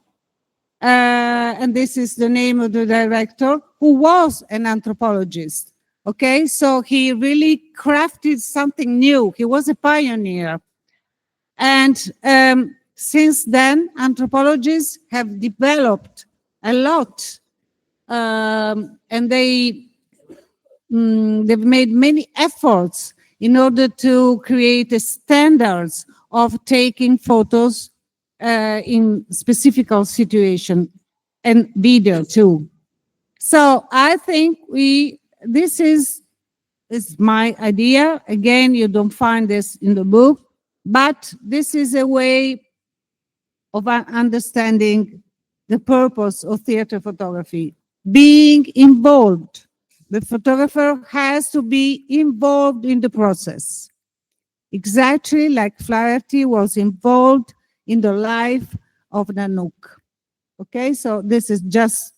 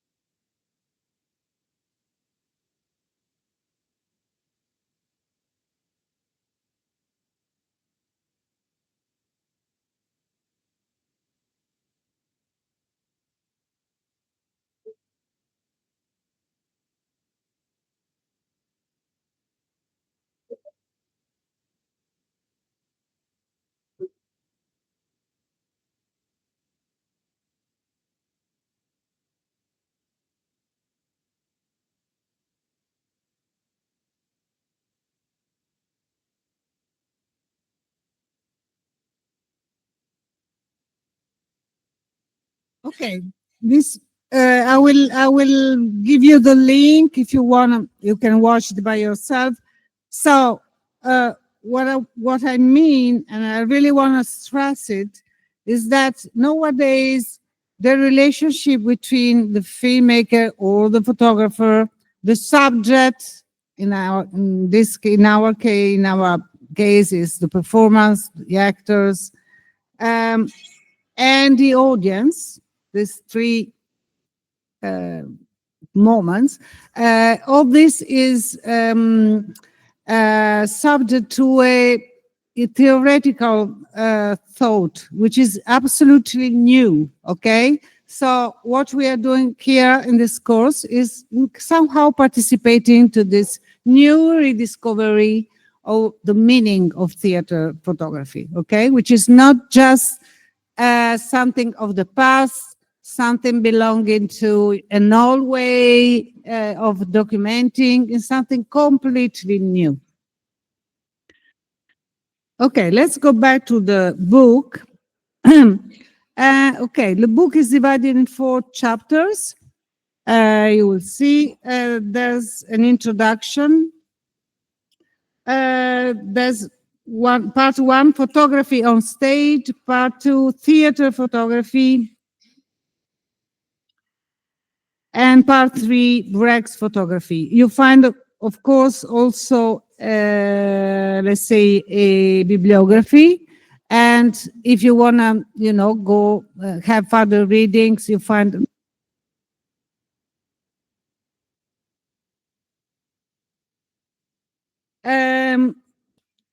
So let's go to the introduction. The introduction is titled An Unknown Street Performer, Theater of Photography. And the author writes about an account of a street performance. She was during the Edinburgh Festival, which is a very famous festival, theater festival, fringe festival too.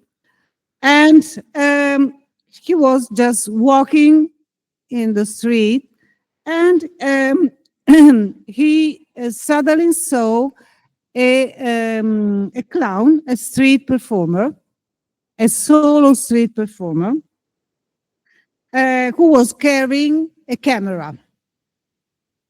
By the way, I saw something like this a few days ago in Via del Corso. Okay.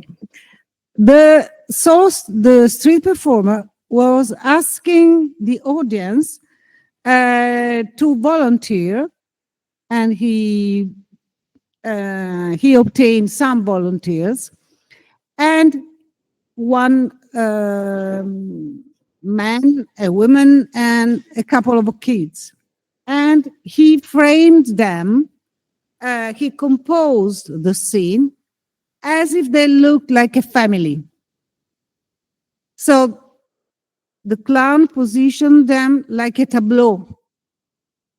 And afterwards made some real photos with the real camera. And then the performance was finished. So the author, Joel Anderson, describes this as a distinction, something that resulted of the normal family photos, and everybody has family photos. But in this case, we have fake family photos. So was something, in between the public and the private, and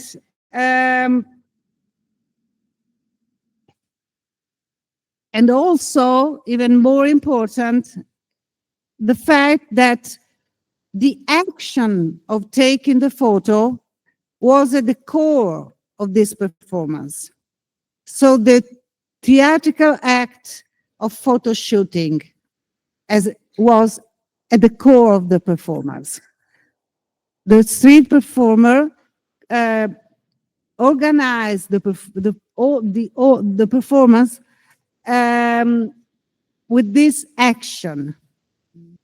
The action was the climax of the performance. And this is a way of understanding photos, theater photos, also through the action. The action of taking photos will be the primary intention of the performing artist. So the action in itself becomes a performance. I want to read at page 10, if you want to take a note. There's a quotation by Susan Sontag, who is one of the first who wrote theoretical essays about photography. Susan Sontag, have you ever heard this scholar? Okay, so I read. Susan Sontag describes in her 1977 book On Photography, this is the title, On Photography. She describes one of the first theoretical books on the subject published in English, how the camera had replaced the gun on safaris, with a quest for the perfect shot replacing the quest for an actual trophy. Writing about how, with the advent of portable cameras, photographers became part of the fabric of the modern city, Sontag describes the photographer deep in the task of stitching together the city's sights by way of aleatory walks, etc. So, I find it quite interesting that Susan Sontag, which is, an important scholar, it's like creating a metaphor for making a photo a gun. And I would like to Sorry, can I do yeah, sure. Sorry, just no, okay. Then Professoressa Bertoloni has just told you about the similar behavior with a gun, the equivalence with a gun. In English language, to take a photo, we also say Same word. to shoot. And to shoot can be referred to a gun, to a weapon, to a rifle, but also to take a picture, to shoot. Sorry, sorry to interrupt you. So it's very close. So it's dangerous. It's dangerous. Yes, photography is dangerous, and also a tripod can be similar to the tripod that you can use also to mount the rifle, to mount a weapon or a gun. Some tripod that you can use in some tripod technique for stability that you can use in photography are mutuated from weapons, from the tripod of weapons. Okay. So, and I would like to see with you a few minutes of an important show by the Polish director Tadeusz Kantor. Is there a Polish here in the course? Okay, this is for you. Okay, it's dedicated, yes, in Polish with English subtitles, and he is just, genius, okay? And Tadeusz Kantor, and in this part of the performance, we will see what we were talking before, that is gun and camera Well, I don't want to. I don't want to spoil it. You'll see. So this performance is titled Vielo Pole, Vielo Pole. The Polish guys, you know this? Tadeusz Kantor and Vielo Pole, Vielo Pole. Have you ever heard about this director? I'm talking to the Polish. Oh, I'm glad. I know because you study theater. I know that. I know that. Okay. So here is the performance, and it's at about the from the 10th to the 15th minute, but I think we can see it for 15 minutes since, you know, it's just a genius. So you learn also something about theater as well. Okay, Bielopole, Bielopole, just two words, is the place, Bielopole, where Cantor was born, and it's a memory. It's like a memory of his family, of his birthplace.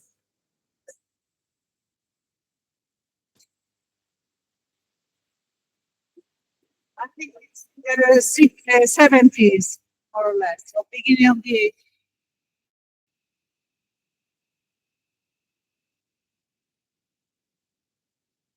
Cantor was always on the director, unlike the normal directors, he stayed on.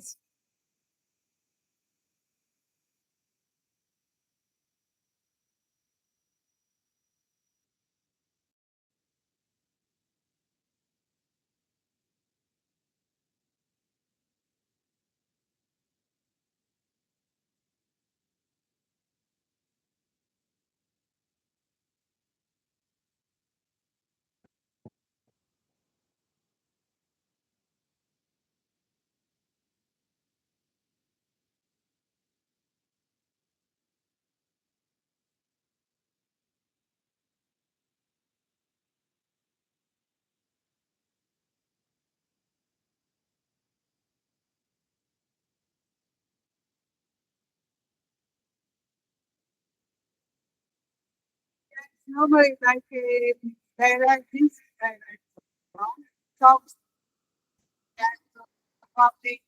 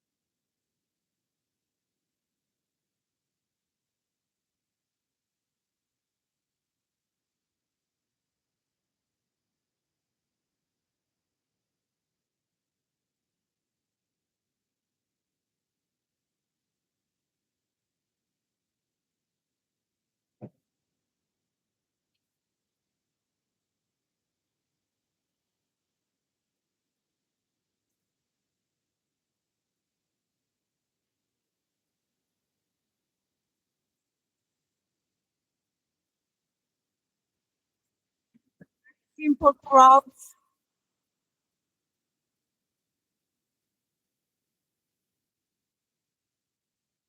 In, uh,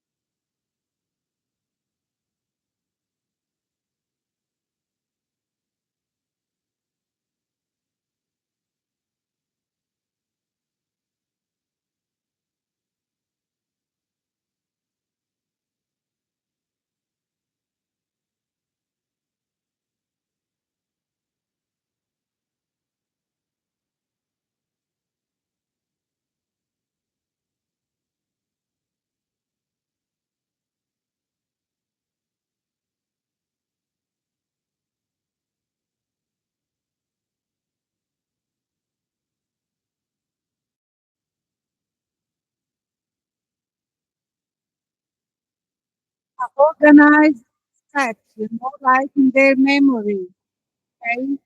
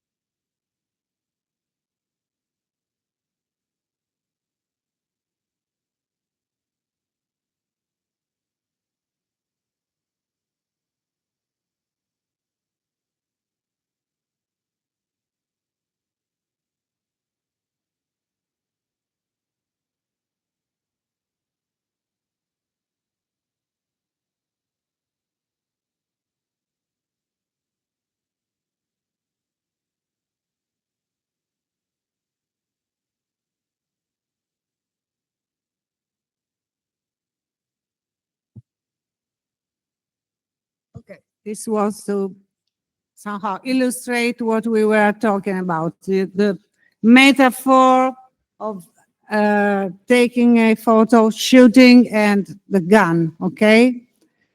And Well, if you think of some old traditions or rituals where in the past, at the beginning of the history of photography, many people thought that taking a picture was synonymous of stealing something from the subject, from the subject physically stealing something. So that also is sometimes always connected with the idea of photos um, as a piece of memory, but also as something that in the moment of catch a photo takes something from the soul of the subject. So more or less a sort of sniper. okay, and the same thing we find in an example that the author writes about in the book, specifically from page 32 and following. The author speaks about another performance and another very famous director, Canadian, whose name is Robert Lepage, and specifically a performance called Seven Streams of the River Ota, deals with the story. The protagonist is a photographer. The story is okay. The performance is very, very, very long. It's like 7 hours, things like that. And the protagonist is a photographer who is from the U.S. and he goes to Hiroshima after a few decades in order to take photos to create a record of what happened. And there's all the story going on about this. So the photographer is the protagonist. And again, we see the metaphor. I don't know if it's in this video, I'm not sure, but at the end, the performance ends with the intertwining of a photo and a bomb, the atomic bomb. So again, there's this metaphor of the flash. In that case, it's a flash. So the atomic bomb and the flash. So more or less, it's the same metaphor. And we have a look at it. And you find this example in the book, while you don't find the Cantor's example in the book, okay? Here. The name is, as I said, okay, this is in French, Les Sept Branches, the Seven Streams of the River Ota. It's a trailer.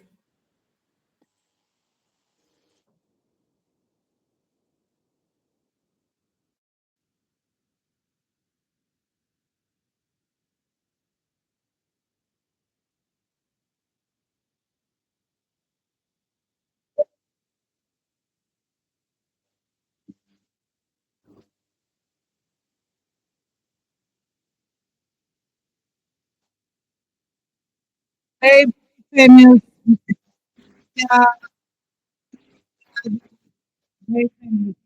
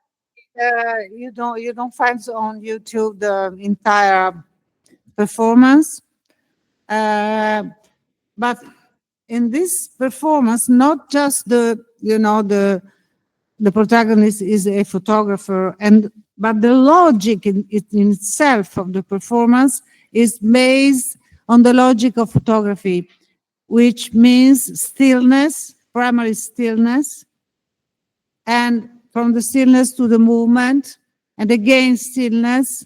All the performance built in this way. And you can call it stillness or you can call it tableau. It's the same.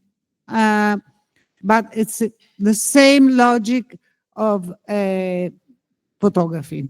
So photography is at the core of the performance. It's not just the protagonist, okay? Which is the easiest way of understanding this performance. It's the logic of the structure. So this is an example you find in the book. And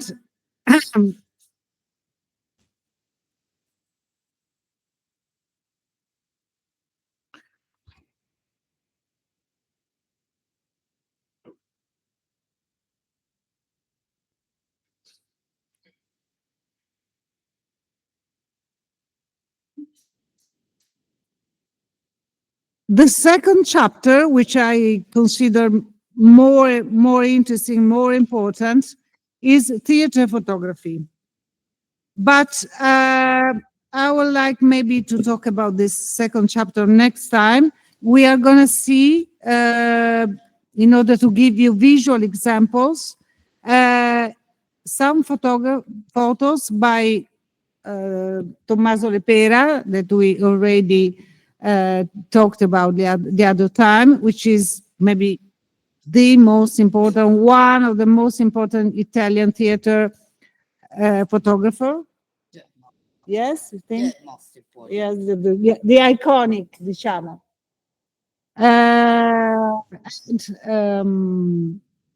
So I prepared the PDF.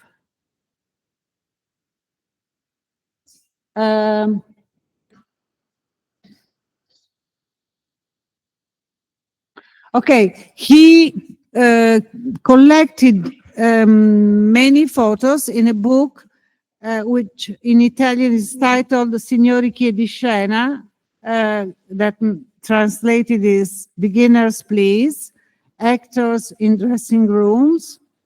And it was published in 1993. So I choose just some of these images in order to give you visual examples, because as we already said many times, you have to follow the masters,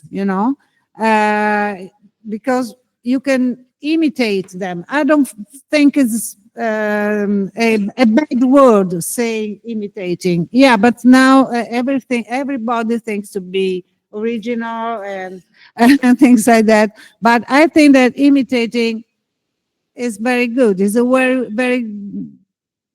very functioning also. You imitate somebody who is better than you, at least in this moment. Then you develop your own style. But following the masters is very important. So here we have some examples. Aristotle, do you know Aristotle? Aristotle, philosopher. Oh, great. Aristotle. Aristotle told that the first way of learning is imitation. Then you move beyond. But at first, you can learn imitating. Which is a child from the adult, and so on. Which is proved nowadays by the neurologists. Yes, It's true. yeah. If you learn from imitating. Yeah, but this is my personal, statement. I think that nowadays say the word I imitate is a bad word. It's like it's not politically correct. No. But okay, this is my personal opinion. You take it or you leave it. I don't know. Of course, it depends on who you imitate. Okay, this is for these photos are all taken in dressing rooms. Okay, they have this red line, so it's not they are not actors, performers during the rehearsal or during the performance, or they are not the normal portrait studio. They are shooted in a kind of intimate space where they change their clothes, they put on their costumes, they relax, they prepare, they study, whatever, and it's an intimate space. So in order to be able to do this, of course, you